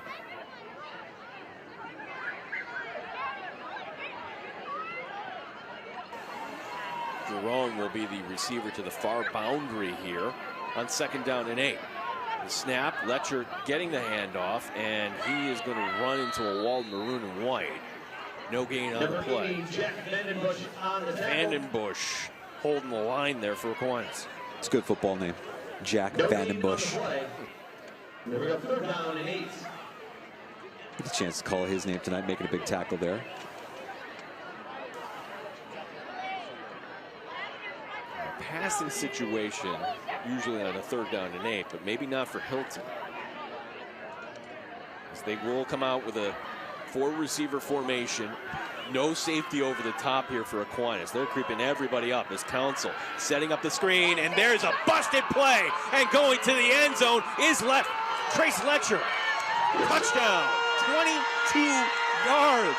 A missed assignment for the Aquinas defense, and Hilton takes back the lead. That's good enough for an American Custom exterior and interior touchdown. The home improvement company that cares. I don't know. I would expect that if you're Aquinas, you would want to have a guy on the biggest playmaker for Hilton, 44, Trace Letcher, who sneaks out of the backfield. They hit him on the screen. Nothing but green in front of him, taking it to the house. Another touchdown for Trace Letcher. Another touchdown for the Hilton Cadets, who have the chance to regain the lead. On that drive, there were 8 plays, 6 of them runs, but the 2 pass plays just broke Aquinas' back. Effective passing by Peyton Council. Love to see it. Letcher's second touchdown tonight. We got a flag on the extra point coming after. And that extra point that was blocked earlier in the game, that is the difference here. 21-20, and we'll figure out what the penalty was after we come back from this break, as we're coming to you live tonight from Hilton. Hilton leading by 1 here in the third. William Matar's Friday Night Rivals, driven by Matthews Automotive, CW Rochester.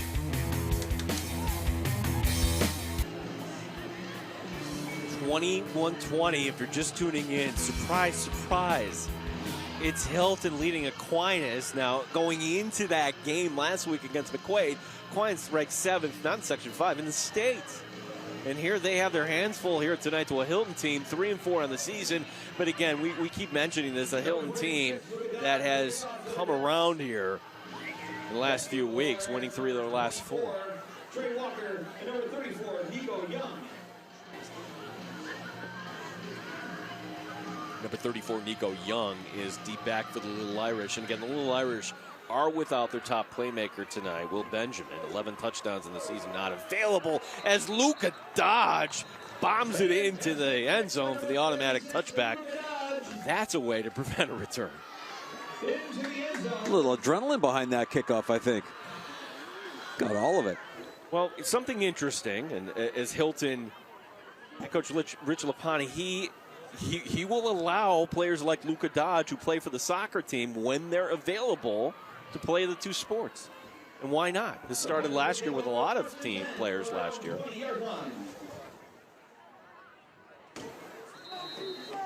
First and 10 at the 20-yard line for Aquinas. Now the Lil Irish, again, a little taste of adversity. Down by 1 here as we're in the third quarter. See if they go back to Giddens here. They really haven't used him all that much here. And they will. Giddens, lots of room. Gets the first down and finally will be brought down up at the 36-yard line. Good for a gain of 16 and another Kangaroo first down. Lakeside Roofing and Contracting, home of Kangaroo. We hop to it. Castellano with the tackle for the Cadets. Big holes created by the Aquinas offensive line. And Giddens, who's had himself a very productive season. Over 11 yards a rush this season. Between 10 and 11 yards per rush. Yeah, he'll be getting fed, and be looking for him on Saturdays as well. Michael White out of the shotgun takes the snap, and boy, a little stutter step, and then going through and close to the marker once again. The Lil Irish going to the ground here in the third quarter as Giddens. They'll give him a good enough for a 10-yard gain. Another first down brought to you by Kangaroo. We hop to him. Yeah, and you can see Hilton's defense just getting pushed around, up physical right now by the Aquinas offensive line. Aquinas settling things down a little bit with the run game here, trying to limit those mistakes that have plagued them throughout this game and have kept Hilton in it with the lead now, 21-20. Yeah, White with 2 interceptions, and also, you recall, had the fumble on the opening drive. As here is going to be the razzle-dazzle play as Richards on the end around. He's not going to find much, and he's going to get driven out of bounds. So everybody's staying in their lane. Tyler Letcher will get credit for that tackle, pushing him out of bounds after a gain of 2. Richards is fast, and if he's got that edge, he'll use that speed. In this instance, Hilton was prepared, ready for it. Everybody's staying home, nowhere to go. Second down and 8. Also, there has been a cell phone recovered. If you have lost your cell phone, please go to the concession stand to recover it. As 2 receivers will be to the left of this formation, including Richards. We'll keep an eye on Richards, number 4. Nico Young is over there as well. Looking left, the throw to Richards, coming back to it, trying to reverse his field, and it's going to cost him yardage again. Good sound tackling by Trace Letcher on the far sideline. That only goes for 1 up to the 49. And we have an injured cadet down on the field. I want to say that's Letcher. Oh, boy.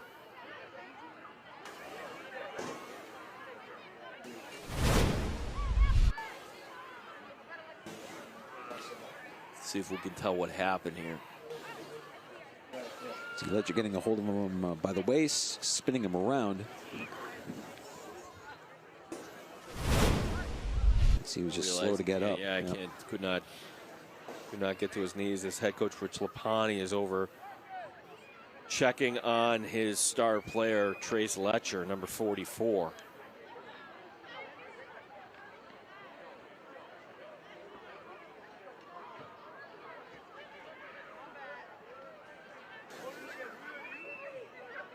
Looks like they're stretching him out a little bit there. Let's hope it's nothing more serious than cramps. Trace Letcher, who was the Section 5 Class AA Offensive Player of the Week for his efforts against RH. 2 touchdowns here tonight. And all things considered, that's a good sign when you're seeing somebody try to get stretched out like that. As Letcher will now come over to the sideline. And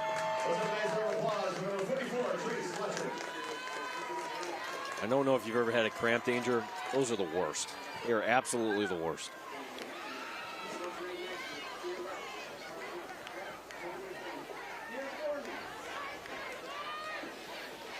So he will walk off. It's a pretty significant issue for Hilton, though, if Letcher isn't able to get back in the game. See if he can stretch it out, hydrate a little bit. 3rd down and 7. Well, for Hilton, here's your opportunity. Get off the field here. Aquinas spreading it out here as they're going to go 4 wide. White out of the shotgun. Hilton sending the 4. White bouncing his feet, throws over the middle, and it's nearly intercepted again. He was looking for Johnson over the middle. I don't want to say that was triple coverage. Just sneaking up there was Tyler Letcher. He was thinking big play there, nearly got to it. Yeah, Tyler Letcher just watching Michael White's eyes on that one.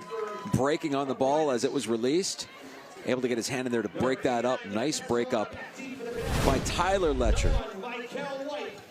So Michael White, who took over the punting duties just this week here, second punt tonight, comes late in the third with Aquinas down by 1. And White is going to get a low wobbler off. And that'll get down to the 24, so that's a net of 25 yards as Giddens down in the punt there. But now, what do the Cadets do here on offense there is trying to spot 44 on the sideline. He's getting worked out, yeah. But we, during the conclusion of tonight's game, we're going to be selecting the attorney William Matar's player of the game. We certainly have a lot of candidates tonight. You have Johnson with 2 touchdowns for Aquinas. You have Letcher with 2 touchdowns for Hilton. You have a pick 6 by Salomon tonight. Can't forget about that play. Big plays. Lots of big plays in tonight's game. Going to be tough. So Trace Letcher is still getting stretched out, and so Hilton having to go back to the ground game, but that's going to work here. Good game there is it'll be Mike Jerome with the carry.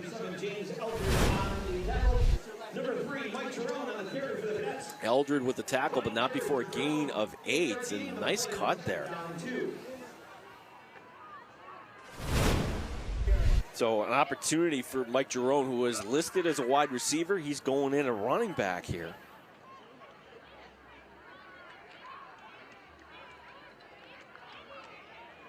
As Letcher remains on the sideline. Jerome breaking tackles, going to get the first down, getting it up across the 40 and to the 43-yard line. Play good for another Kangaroo first down. Lakeside Roofing and Contracting. Home of Kangaroo. We hopped on. Different kind of runner, a little bit shifty, quick feet, and a little bit of power there at the end. He almost was able to break that one. As this is going to bring us under a minute to go, and this is the when you're facing Hilton, this is the problem. When they start running and they start playing their game, it's ball control. Exactly what Rich Lapani told us is the key to the game tonight. Can they control the ball? As this time, while the Aquinas line holding the line, I should say, is for AQ. And good news for Hilton is Letcher is about to check back into the game. Trace Letcher about to check back into the game. Eldred with the tackle. For now, Jerome is out there in the huddle. Yeah, at least Letcher standing by head coach Rich Lapati, making his case. This could be our last play of the quarter here. Hilton's going to spread it out on 2nd down and 9. As the design run as getting bottled up and then trying just to lean forward, get 1 yard was Council. Met in the backfield. That's the Aquinas defensive line doing their job as we head to the 4th. All right, who knows here how this game's going to play out. Stay tuned. Hilton leading by 1, 21-20. We go to the 4th. It's William Matar's Friday Night Rivals, driven by Matthews Automotive on CW Rochester.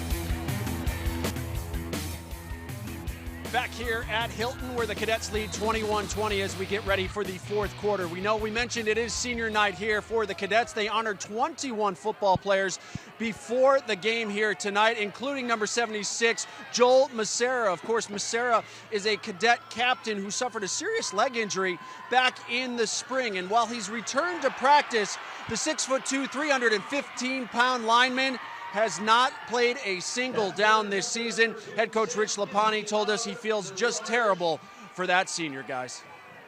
Torrey to begin the 4th. First and 10 here for the Lil Irish. As we take another look at this interception by Gizzy, is this a miscommunication? Maybe just an underthrown ball. Tough break for Peyton Council. Made some plays with his arm earlier in the half to help get Hilton this 21-20 lead.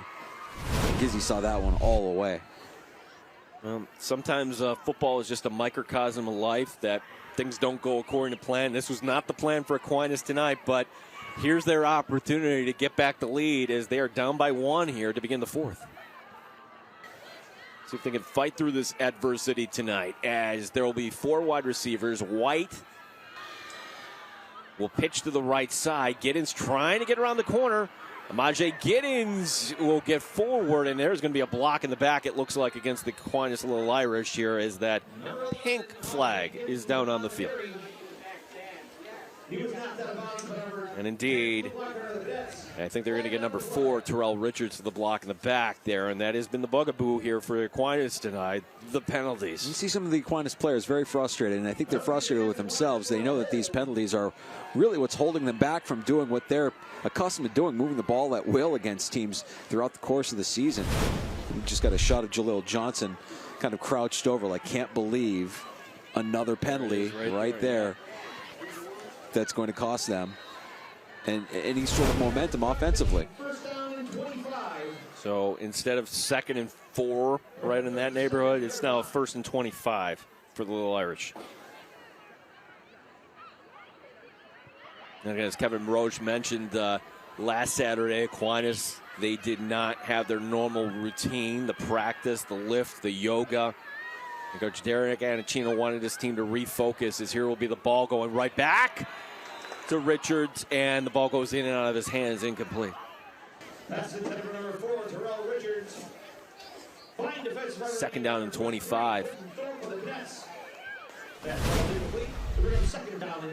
And on the coverage, that's Colton Thorpe, number 23, another player that started the season on JV for this Hilton team, and now seeing some quality minutes here on this defense. You know, Carter Clark, also defensive end for Hilton, not able to get to the quarterback, getting his arms up and his hands up to try and deflect that pass, and it was Terrell Richards not able to squeeze that for the completion. Maji Giddens is your running back here. As here will be the handoff going to Giddens, breaking an arm tackle. He's going to break it to the outside. He's going to be well short of the marker. No, I thought he was down. He's still on his feet, and he's going to get it just past midfield. An impressive run of 14 yards for Amaje Giddens.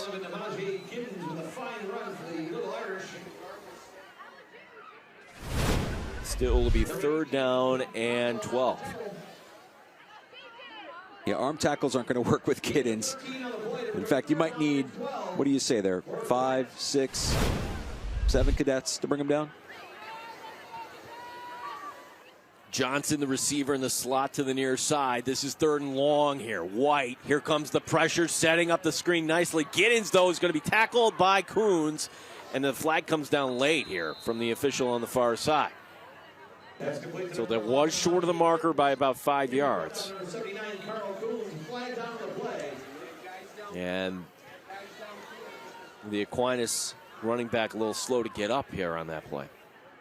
Let's see if there's an ineligible man downfield for this one, Gene. This might be coming back. And Giddens' story, too. If Giddens is injured, he's a little slow, a little groggy. You see him crouching over there. Yep, that is the call. And that play was set up nicely there, letting the line come through. But if you're a lineman, you got to know where your dance paces are here, and they went over the line of scrimmage. Now, again, if you're head coach Derek Anacino, the Aquinas head coach right now, you've just got to be frustrated. I mean, you're doing it to yourself. Your team is doing it to yourself with these small mistakes and these penalties that are keeping them from gaining any sort of momentum in this game.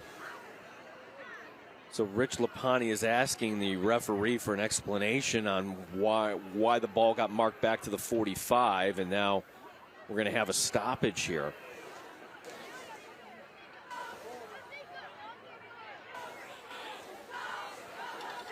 I'm not sure if Coach Lapani is going to win his argument as he walks away here.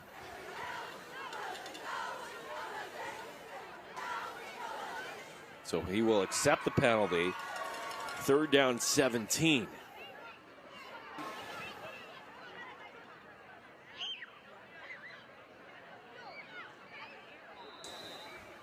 Richards is going to be on the near side here, and Colton Thorpe, the youngster, is going to be guarding him. Keep an eye on this matchup to the near boundary as White is looking in that direction. He's going to throw right at Richards, and in a crossing pattern, going to lean forward.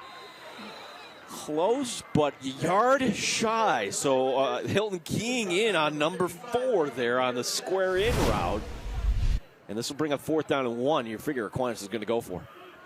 Richards wide open in the center of the field.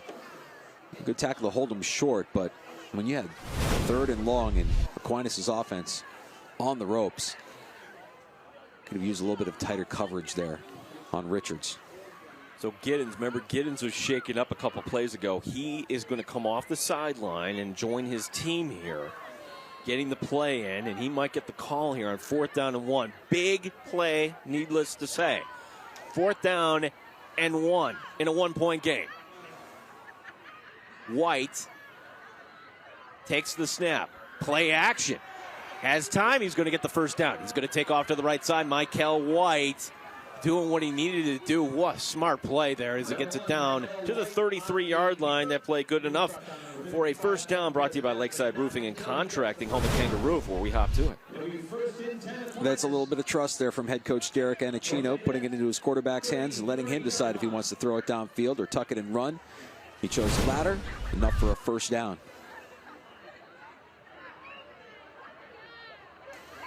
Drive continuing for the Lil Irish.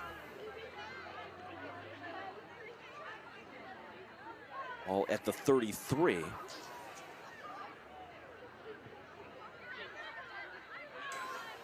The snap and the handoff going to Giddens, is going to try to bounce it to the right side. Amaje Giddens. Good chunk yardage there as he gets it down to the 25-yard line. Gain 8. 8-yard gain on the play on 2nd down and 2. 2nd down and 2 coming up. You see the jump to the outside by Giddens right there. That little move. Finding a little bit more space. Will Salomon with the tackle. Haven't called his name since he took one to the house in the first half for a pick 6. 2nd down and 2. Handoff going. Giddens will get driven back. Was the forward progress enough for the first down? The question. It was not, as the receiver, the official on the near side. Carl Kuhn slow to get up for the Cadets. Oh, that would be a big loss, as Coons has done so much on the inside. He's going to have to come off here.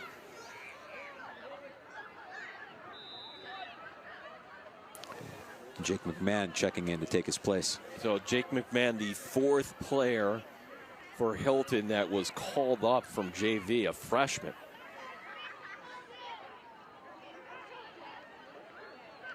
But 5'10", 220.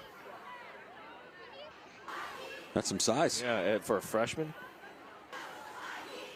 Is it enough for the first down? It is, just by the length of a chain. And for Tracy Door Company, first down. Get a Tracy Door. Get a whole lot more from the Tracy family. Down to the 23.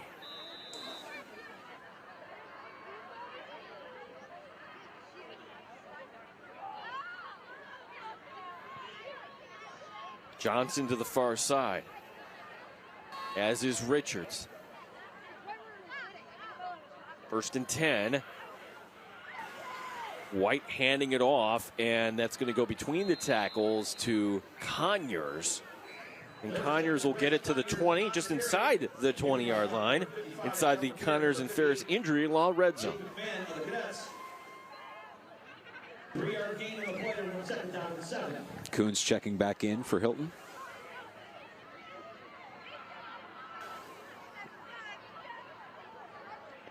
One of their big run stuffers in the center of that defensive line,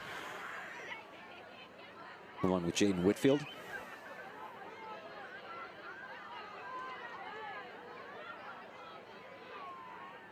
Two receivers to the right here on 2nd down and 7. White takes the shotgun snap, handing off to Giddens. Giddens is going to try to bounce it to the outside, doing it all on his own and fighting for yardage in a play that looked like Hilton had covered correctly. Somehow Giddens sneaks through all the way down inside the 10, and that's going to give a goal-to-goal situation coming up for AQ. First down, it'll be 1st and goal Aquinas from the Hilton 6. Nice blocking downfield as well by the Aquinas Lil Irish. I couldn't help but notice either. I've seen this a couple of times tonight on defense when Trace Letcher is on defense for Hilton. Aquinas has been matching him with Jalil Johnson, and Jalil Johnson has been getting the best of Letcher, blocking him all over the place, throwing him all over the field when Letcher's on defense. Look for that block. Yeah, Giddens, 9.8 yards per carry tonight. Or not tonight, on the season. And he will get the call here this time. And this time trying to run between the tackles. Hilton holding their ground. First and goal from the 6, a gain of 1 on the play. Salamone with the tackle. And coming off the field now will be Carl Coons once again. Second and goal from the 5. A jersey issue there. So Coons, who came back into the game, now he's back out of the lineup. Jersey issue, lost his hat on the last play. Injured earlier in the drive.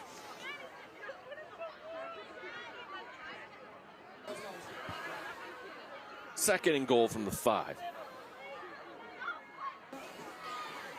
The snap, the handoff going. Giddens trying to stiff arm a man, trying to get to that corner, and he's in. But a flag is down. Does it stand? 2 flags are down. Well, Danger, I don't know how many more times you could say this, but that one might be the costliest of them all.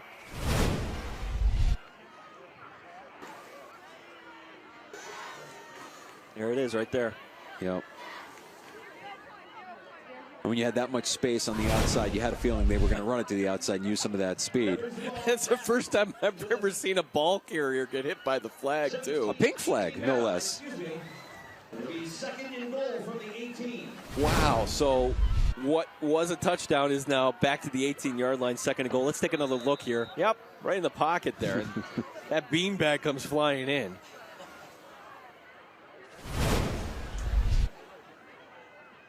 Did you get the sense that Giddens even knew as he was crossing the goal line? Yeah, this is coming back.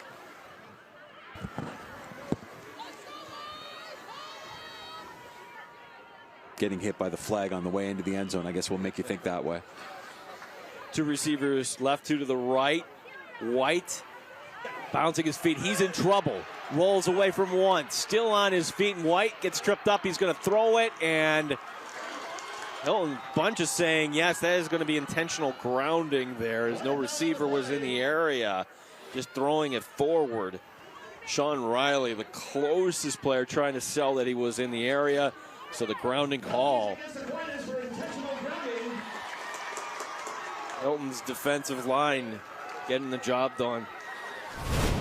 Well, I know that offensively, Aquinas and any team would want to execute their game plan and be as mistake-free as possible. But unfortunately for Aquinas tonight, I mean, there have been plenty of miscues. And there's another one by quarterback Michael White. The intentional grounding is going to push him back even further. He's got the pick 6 tonight. Another interception earlier.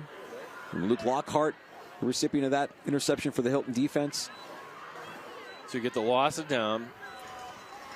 You get the ball back to the 29. It's third and goal from the 29. Just a thought. Do you think picking up half of this perhaps, and then you do have a good place kicker in Dominic Bronco? It's a 1-point game that could be on the table here for Aquinas. Here's the snap by White, and he's going to set up the middle screen to Richards. Richards trying to make this happen. He's across the 20. This time he's going to be spun down. Colton Thorpe, the corner, coming up to make the tackle. And we have a flag all the way back at the 41. The official throwing the flag down, and he throws his hat down too. And we're going to have roughing the passer against Hilton. Unsportsmanlike conduct against Hilton too.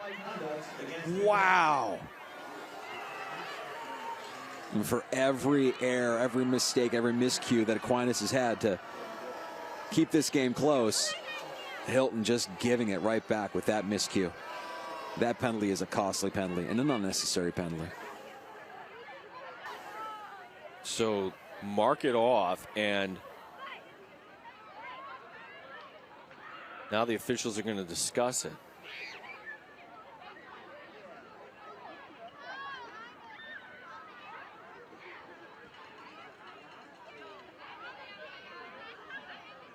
Now the play would have been stopped well short of the marker. Let's see if we can pick this up here from this angle.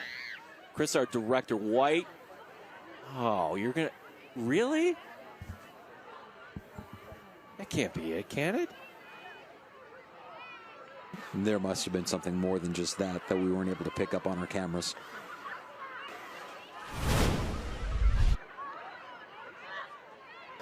Good job by our crew, and well, this is now all hands on deck. If that is what they're calling, and we don't know that to be true, but I'd pick up the flag on that. When an official throws his hat, that's a second penalty on the play. Second penalty. So you've got not one but two flags on the play. Do you have offsetting penalties on this play? All right, so keep an eye. Everybody look, see if we can see what happens here. It didn't feel like that was a late hit. That can't be a late hit.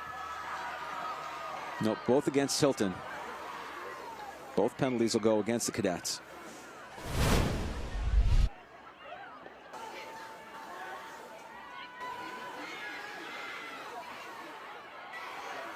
As they mark off the penalty yardage. Wow, so 30 yards they will mark off all the way to the 35 on this play.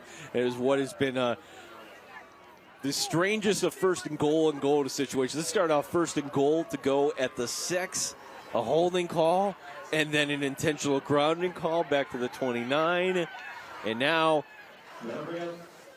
mark off the 15 yards, then mark off half the distance to the goal after that, and that is going to result in first and goal from the 5. So nearly we're back to where we started. All right, let's see what Derek Anacino has dialed up for this Lil Irish offense. They can punch it in and regain the lead. If I'm calling the plays, I'm going back to number 11 here. Giddens already punched it in once for this team.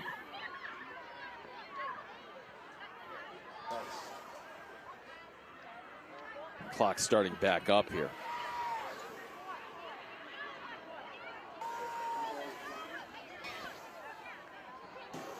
White out of the shotgun. Giddens is his running back. Giddens gets the call. Giddens is going to get stood up.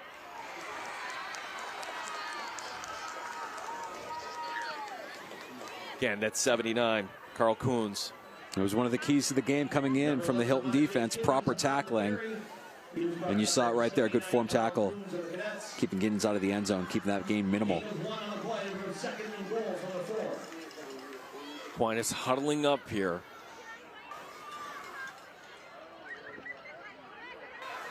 Vandenbush will be the tight end to the right of this formation. On second and goal from the 4. Jameel Johnson. They will go left side. Giddens breaking one tackle. Giddens absorbing a hit. Driving to the end zone. No, he's short. He is just shy of the marker. Third and goal coming up. CSF 55, Kellen Peer get in there late. Let's see who it was that kept Giddens out of the end zone. You see the pursuit, slowing him down, and then that last push there from Castellana. Ooh. Ball didn't cross. Ball didn't cross, even though the pylon went down. So they do stop the clock as the ball went out of bounds. 4 seconds.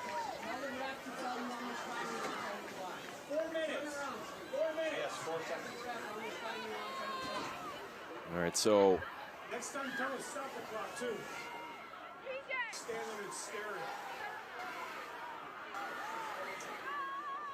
at it. they reset the clock here. And now we're ready for football. Third and goal from the 1. White coming up to the line. White will hand it off and then hit in the backfield. Again, Carl Coons flying through to make that tackle out of Manje Giddens to bring up 4th and goal from the 1. What a great play by Coons. Just busting through that line. Getting low, getting leverage. And bringing up a 4th and goal for the Irish. Well, that goes back to the 4, and now they're going to go for the field goal. Dominic Bronco, his second field goal attempt of the season. He's connected from 21 yards on the season. This one also from 21 yards. Hilton fans making noise. This to give Aquinas the lead. Snap down, kick is up. It's blocked. It's blocked. It's blocked, and the Hilton defense holds. Absolutely no chance of that field goal being good, as Hilton's defensive line and special teams, they repeated what they did earlier. I mean, they blocked an extra point earlier, and you can see it right there. Another big play by Will Salamone, a pick six and a blocked field goal that would have given the Lil Irish the lead. 21-20 Cadets. Wow, as we take a break here, we'll have this exciting conclusion coming your way next year. It's Willie Mattar's Friday Night Rivals, driven by Matthews Automotive on CW Rochester.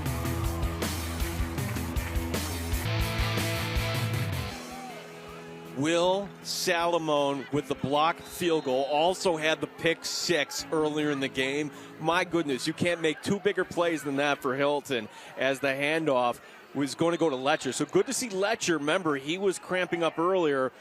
That's not going to go for any yardage. In fact, it's going to go for a loss in the play. Now, Aquinas has all their timeouts. The Lil Irish are going to have another chance at this, you would think. No question.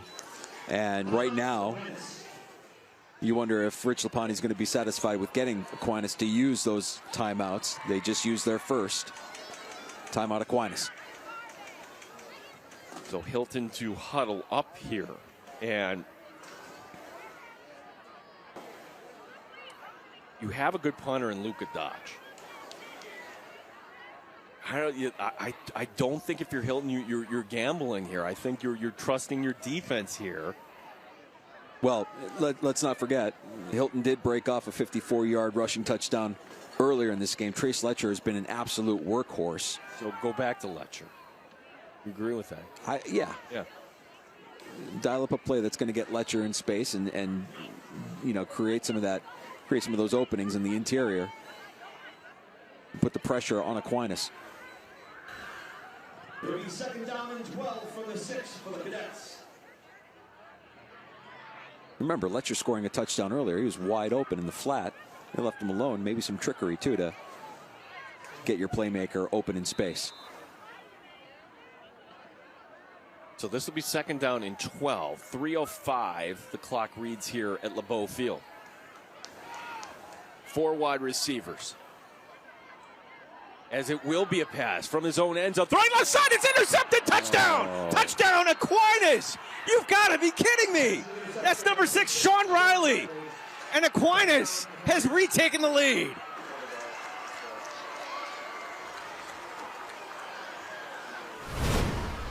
Crowd here stunned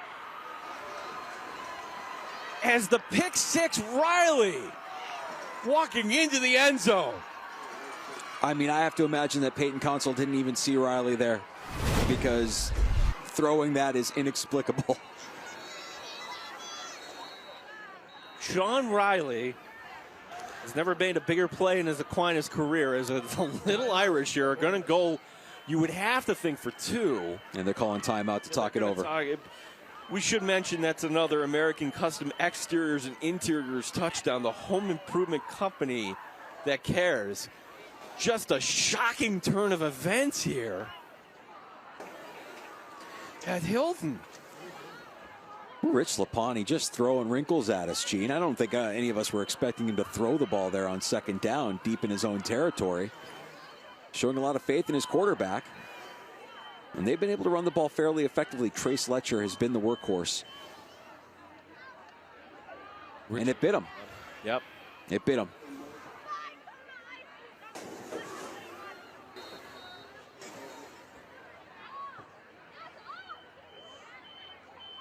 Sean Riley, right now the difference in this game. That pick six. Just 5'6", 150.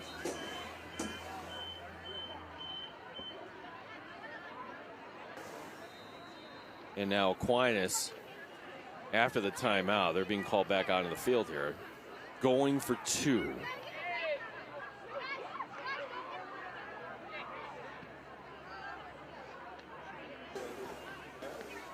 A lot of discussion here.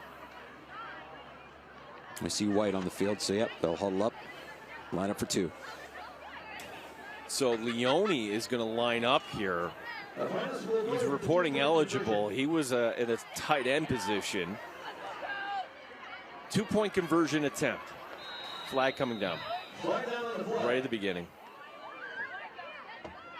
Delay of game for Aquinas. Penalties against Aquinas for delay of game. That's after a timeout, too. Yeah. Yeah, you can't have that. You can't have that. Official, once they start counting it down there. I mean, it's very unlike Aquinas to be this undisciplined, isn't it? Well, we saw them play a much cleaner game last week. No question. Wait, and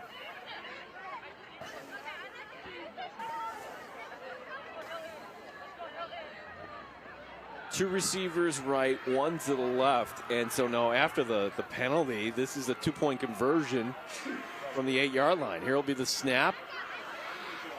Michael White is under pressure. He's trying to buy time. That's going to be a holding call against the Lil Irish, and White throws it, and that's going to be incomplete, and the penalty will be declined here. So 26-21 will remain our score here. Hilton with all 3 timeouts remaining. And now you have to ask, does Peyton Council have a short memory? He better. A touchdown can win this game. You've got just under 3 minutes to go, all of your timeouts. Can you orchestrate a game-winning drive with the Hilton offense? We're going to take a quick break here as we'll have the conclusion to this game coming up next year on CW Rochester.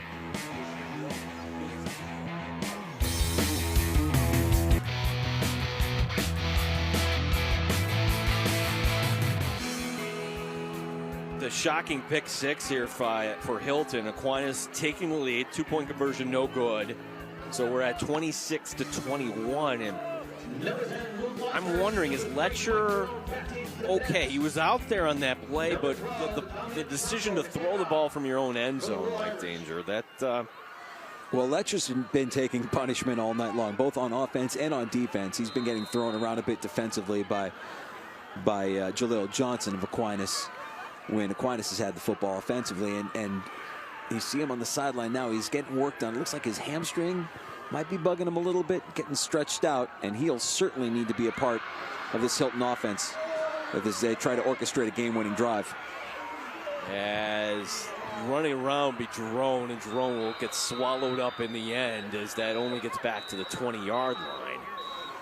So 80 yards to go for the Cadets, 2:50 remaining, and you got all your timeouts, too. Number 4, Terrell Richards on the tackle. Number 3, Terrell Richards on the tackle for Aquinas. He brings it out to the 20 of the 1st and 10 Cadets from their own 20-yard line. And coming out will be Jerome onto the field here, too. Yeah, Letcher continues to work it out, stretch it out, and do some light jogging on the sideline for the Cadets. So Council and Jerome. Can it be 2 seniors that can lead this offense here down the field against Aquinas? The cutback by Jerome, and that's going to go only for 2. And Hilton is not going to, will they use a timeout? They will not. Play will continue on here. This will be 2nd down and 8. Gain of 2 on the play, number 2nd down and 8.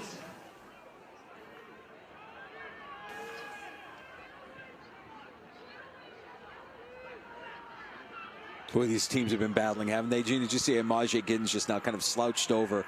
I mean, these running backs for both teams have been taking a pounding. Giddens for Aquinas, Letcher for Hilton. Oh, they're going to sleep well tonight. Here is the play. It's going to be thrown deep downfield, and jump ball falls incomplete, and a flag coming down late. Are they going to get PI on Giddens? They will. Wow. Now, it's not a spot foul, of course, but that's going to be good enough for the 1st down.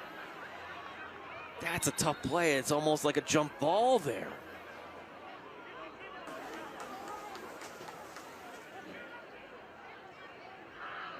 As we've got a player down on the field here for Hilton, too, a little out of our view.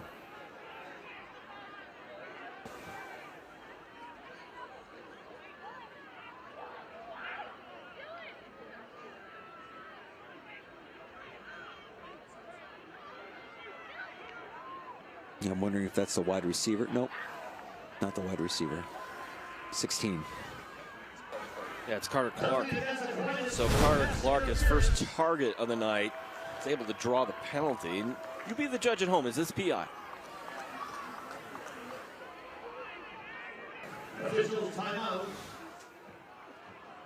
Tough. Yeah, we don't have all the angles, and our crew doing a great job. We've seen a couple of tough calls here in the last few minutes, and they've gone both ways now with that call.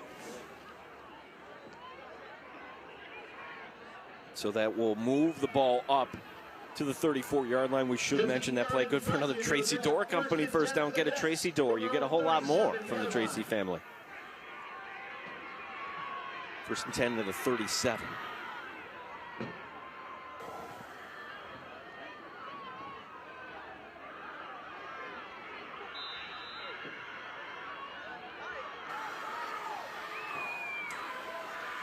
The handoff, and good tackle there by Aquinas. 27, Trent Hill. We've been calling his number a lot here tonight. That goes for a tackle for a loss, and the clock will roll on to bring up 2nd and long. 1 yard loss on the play for 2nd down and 11.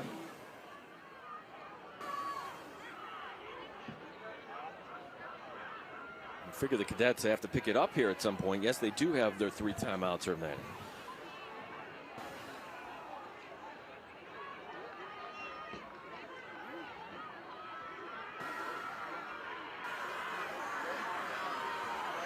Hill this time is going to line up at the safety position. Here will be the snap. Council under pressure, and Council's going to get sacked. And Hilton will have to use a timeout here as that ball going back to the 34. Number 11. Majay Giddens with the sack. Quante Gillians as well coming in with some heat. Loss of 3 on the play for 3rd down and 14. Yeah, it was Gillians around the edge that kind of forced Council out of the pocket.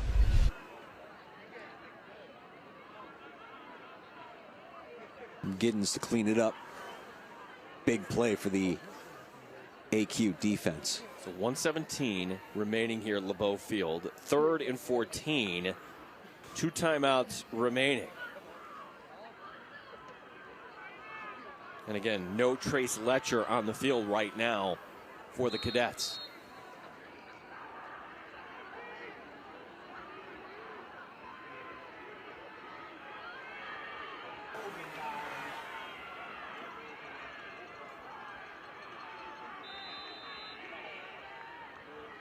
Council under center.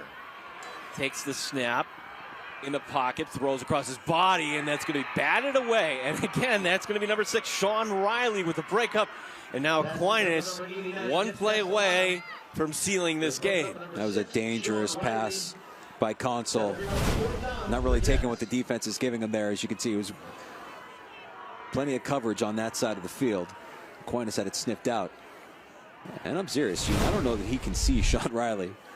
Council's a tall kid. Riley at 5'6", and that pick 6, the difference in this game so far. He almost had another one there. Hilton has to have this one. 4th and 13. As Council out of the shotgun. Takes the snap, rolling left. Council squares his arms, throws deep downfield. There's a man wide open. 40, 35, and then knocked out of bounds. Aquinas' defense breaking down as on the far boundary, clapping his hands. That's going to be number 80, Brendan Diabo, with his first reception of the night. Diabo getting wide open. A great call by Rich Lapani.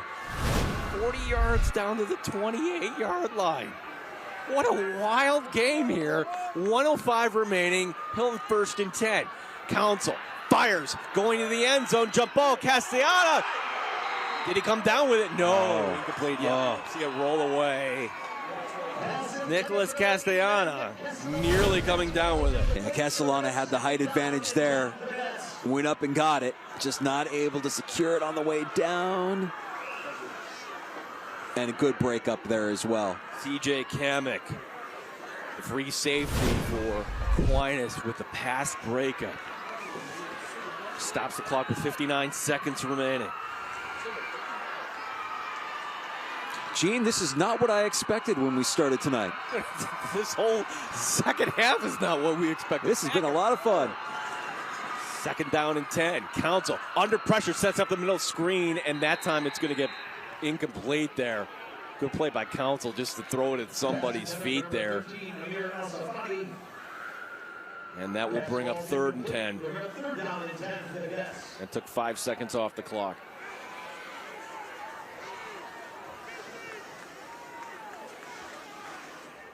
The sophomore Luke Lockhart checking back in, number 10. Castellano will go into a pattern here as well.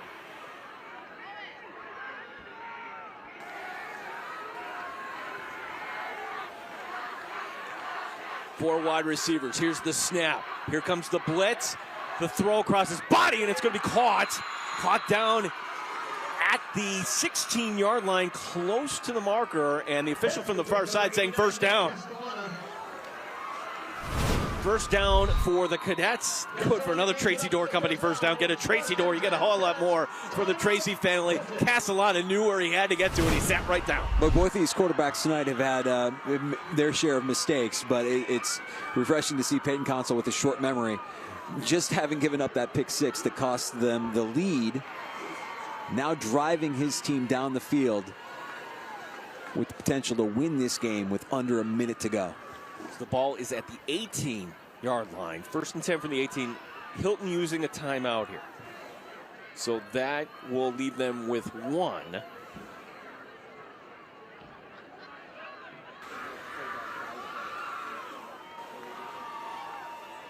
What about one of the tight ends here? Danger.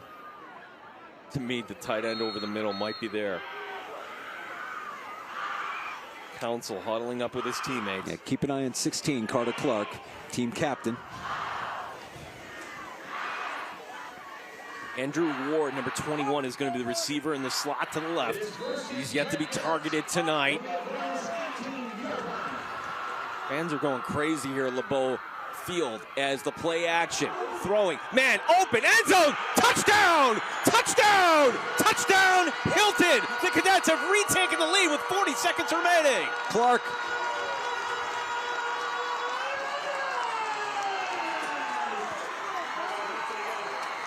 American Custom Exteriors and Interiors touchdown. The home improvement company that cares. The team captain, Carter Clark. Hater. And a perfect pass by Council as well. Put it exactly where he needed to be. Knew his guy would go up and get it. Carter Clark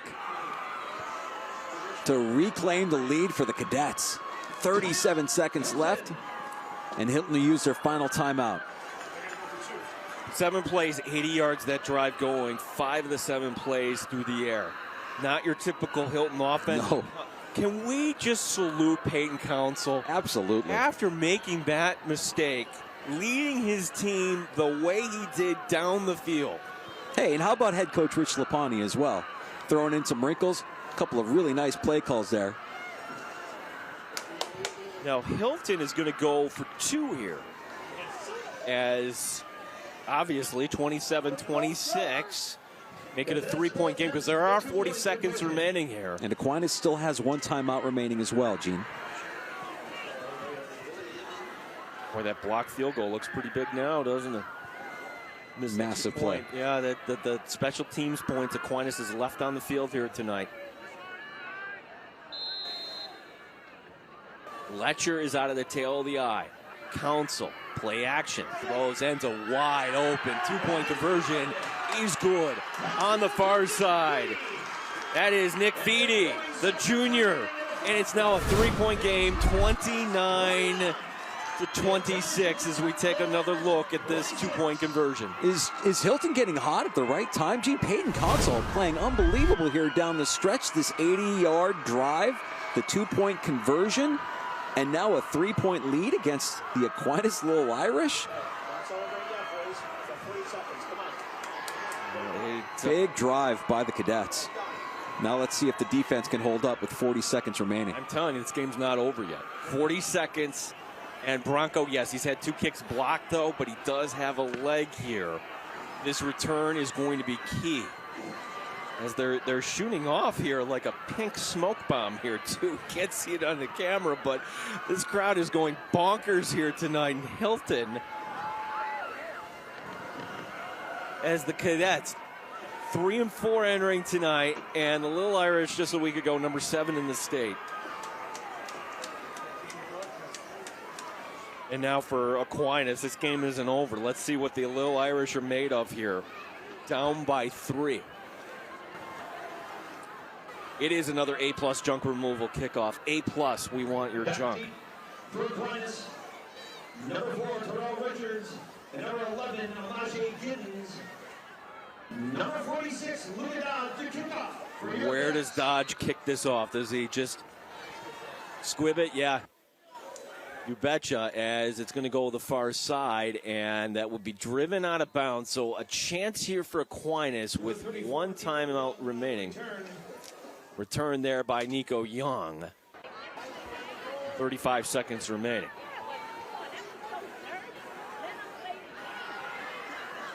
And for Aquinas tonight, 3 turnovers. So many penalties, we've lost track here.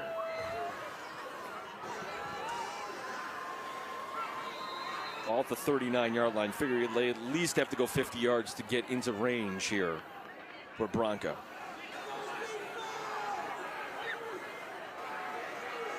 Michael White. Shotgun snap.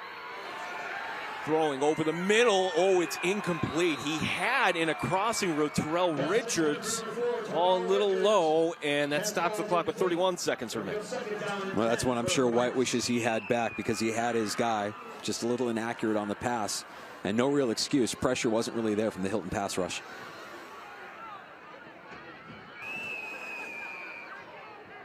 Richards will come to the near side, as will Jaleel Johnson. Will they test the young corner here on the near side? Colton Thorpe. 2nd down and 10. White throws over the middle, and he's going to find Giddens. Giddens in traffic. Giddens trying to make a move, and he's going to be tackled. That's going to stop the clock. Well, no, he's still fighting for yardage, but that's going to take precious time off the clock. Finally, the clock will stop momentarily with 17 seconds, and Aquinas is going to burn their last timeout. So Aquinas out of timeouts here. Hilton out of timeouts for that matter, too, as the ball is at the 43-yard line. Derek Anacino coming out to the numbers to greet his offense. But if you're Hilton's defense, how important is it now to protect those sidelines, Gene, keep the ball in play? Try to keep Aquinas from getting out of bounds on this next couple of plays.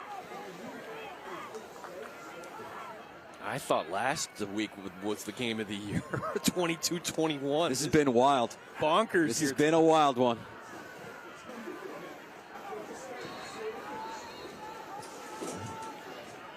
First and 10 at the 43, but at minimum, Hilton has let the rest of the section know, like, they can play with anybody.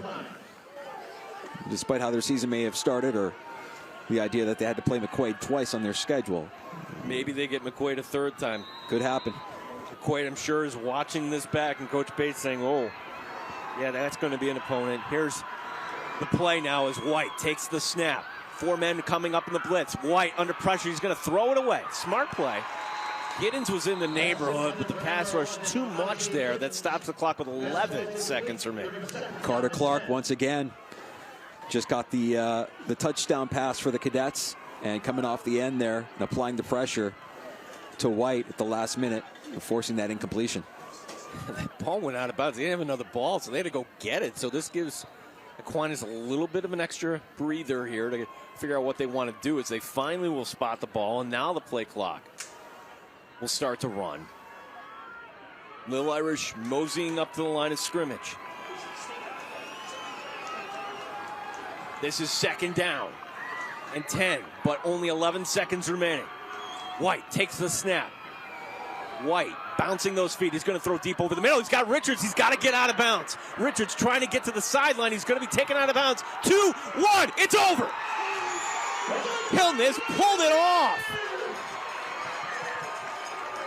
No, the officials are going to say, are they going to allow the clock to stop? It's their first down. First down. Yes. The clock. 4 seconds, what? They're going to put 4 seconds back up on the clock. And clock rolls as soon as they wind it. You have to stop the clock if you're Aquinas. So you're going to have to spike it. Clock stops on a first down. They put 4 seconds back up on the clock. It'll be 1st and 10 Aquinas. As White throws it right into the ground, and that will give Aquinas one last shot here for an improbable ending. That is the right call. Let's just make that clear there. The clock should have stopped immediately, just long enough for them to spot the ball there.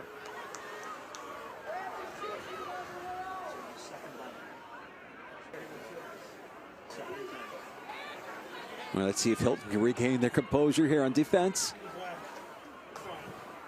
One last play. What would Tom Jackson say in prime time? Knock it down? Knock it down. Here comes a knock it down play for Hilton. Our last play of the game. White heaving it to the end zone. And it's intercepted. And now it's official. The Cadets storm the field. Hilton upsetting Aquinas tonight. 29-26. Your final. Unbelievable game here by both teams. What a roller coaster ride for both teams. What a disappointing loss for Aquinas. And for Hilton, again, a statement that they can play with anybody in Section 5. What a win for Hilton. Hilton now gets to host a sectional game next week.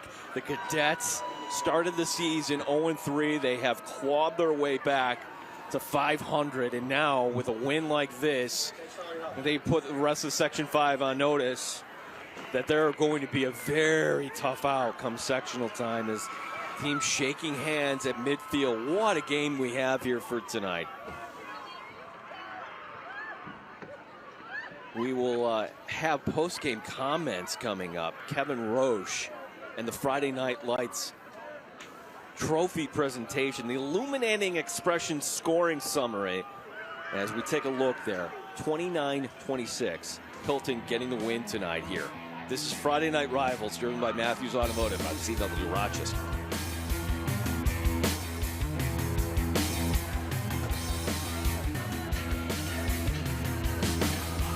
Tonight's attorney, William Mattar, player of the game. We're going to give it to Peyton Council. Certainly Will Salem won't have a heck of a game, but Peyton Council finding Carter Clark after throwing the pick-6 interception. He regained his composure, led his team on that incredible 80-yard game-winning touchdown drive. What a finish here as we go downstairs to Kevin Roche. Head coach Rich Lapani and the Hilton Cadets, 29-26, the final over Aquinas. Coach, take us through that final drive. Your quarterback, after throwing the interception, leads your team all the way down the field for what proved to be the game-winning touchdown. What does it say about the character of this team? I'll take blame on the call. It was dumb, stupid call we had on the interception. But he came back and threw some big plays, made some big plays down here. That third down pass on the sideline and the one to Carter in the corner of the end zone. These guys have been fighting back all year. We started 0-3. We revamped the whole thing. We got guys, a bunch of new guys playing. They're coming through. We play hard. Our defense played great. That team's very, very good. They're very athletic. We kept digging a hole and we kept fighting back. So hopefully we're ready to go next week. Yeah, winners of 4 of your last 5. You got to feel pretty good going into sectionals. Yeah, well, we'll probably it's be another tough game. Double A is real tough, and every week's tough. So we just gotta find a way. It's all we can do. Well, you are the winners of the Week 8 Friday Night Rivals. Congratulations to you and your team. Best of luck in sectionals. Thanks, guys. Appreciate it. Thank you. All right, thanks. I appreciate you coming out. Good job.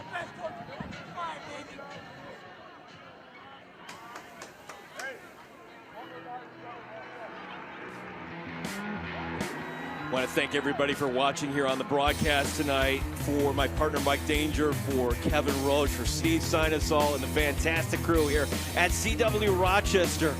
What a season it's been. We're on to sectionals. Thank you for watching here. William Attar's Friday Night Rivals, driven by Matthews Automotive on CW Rochester.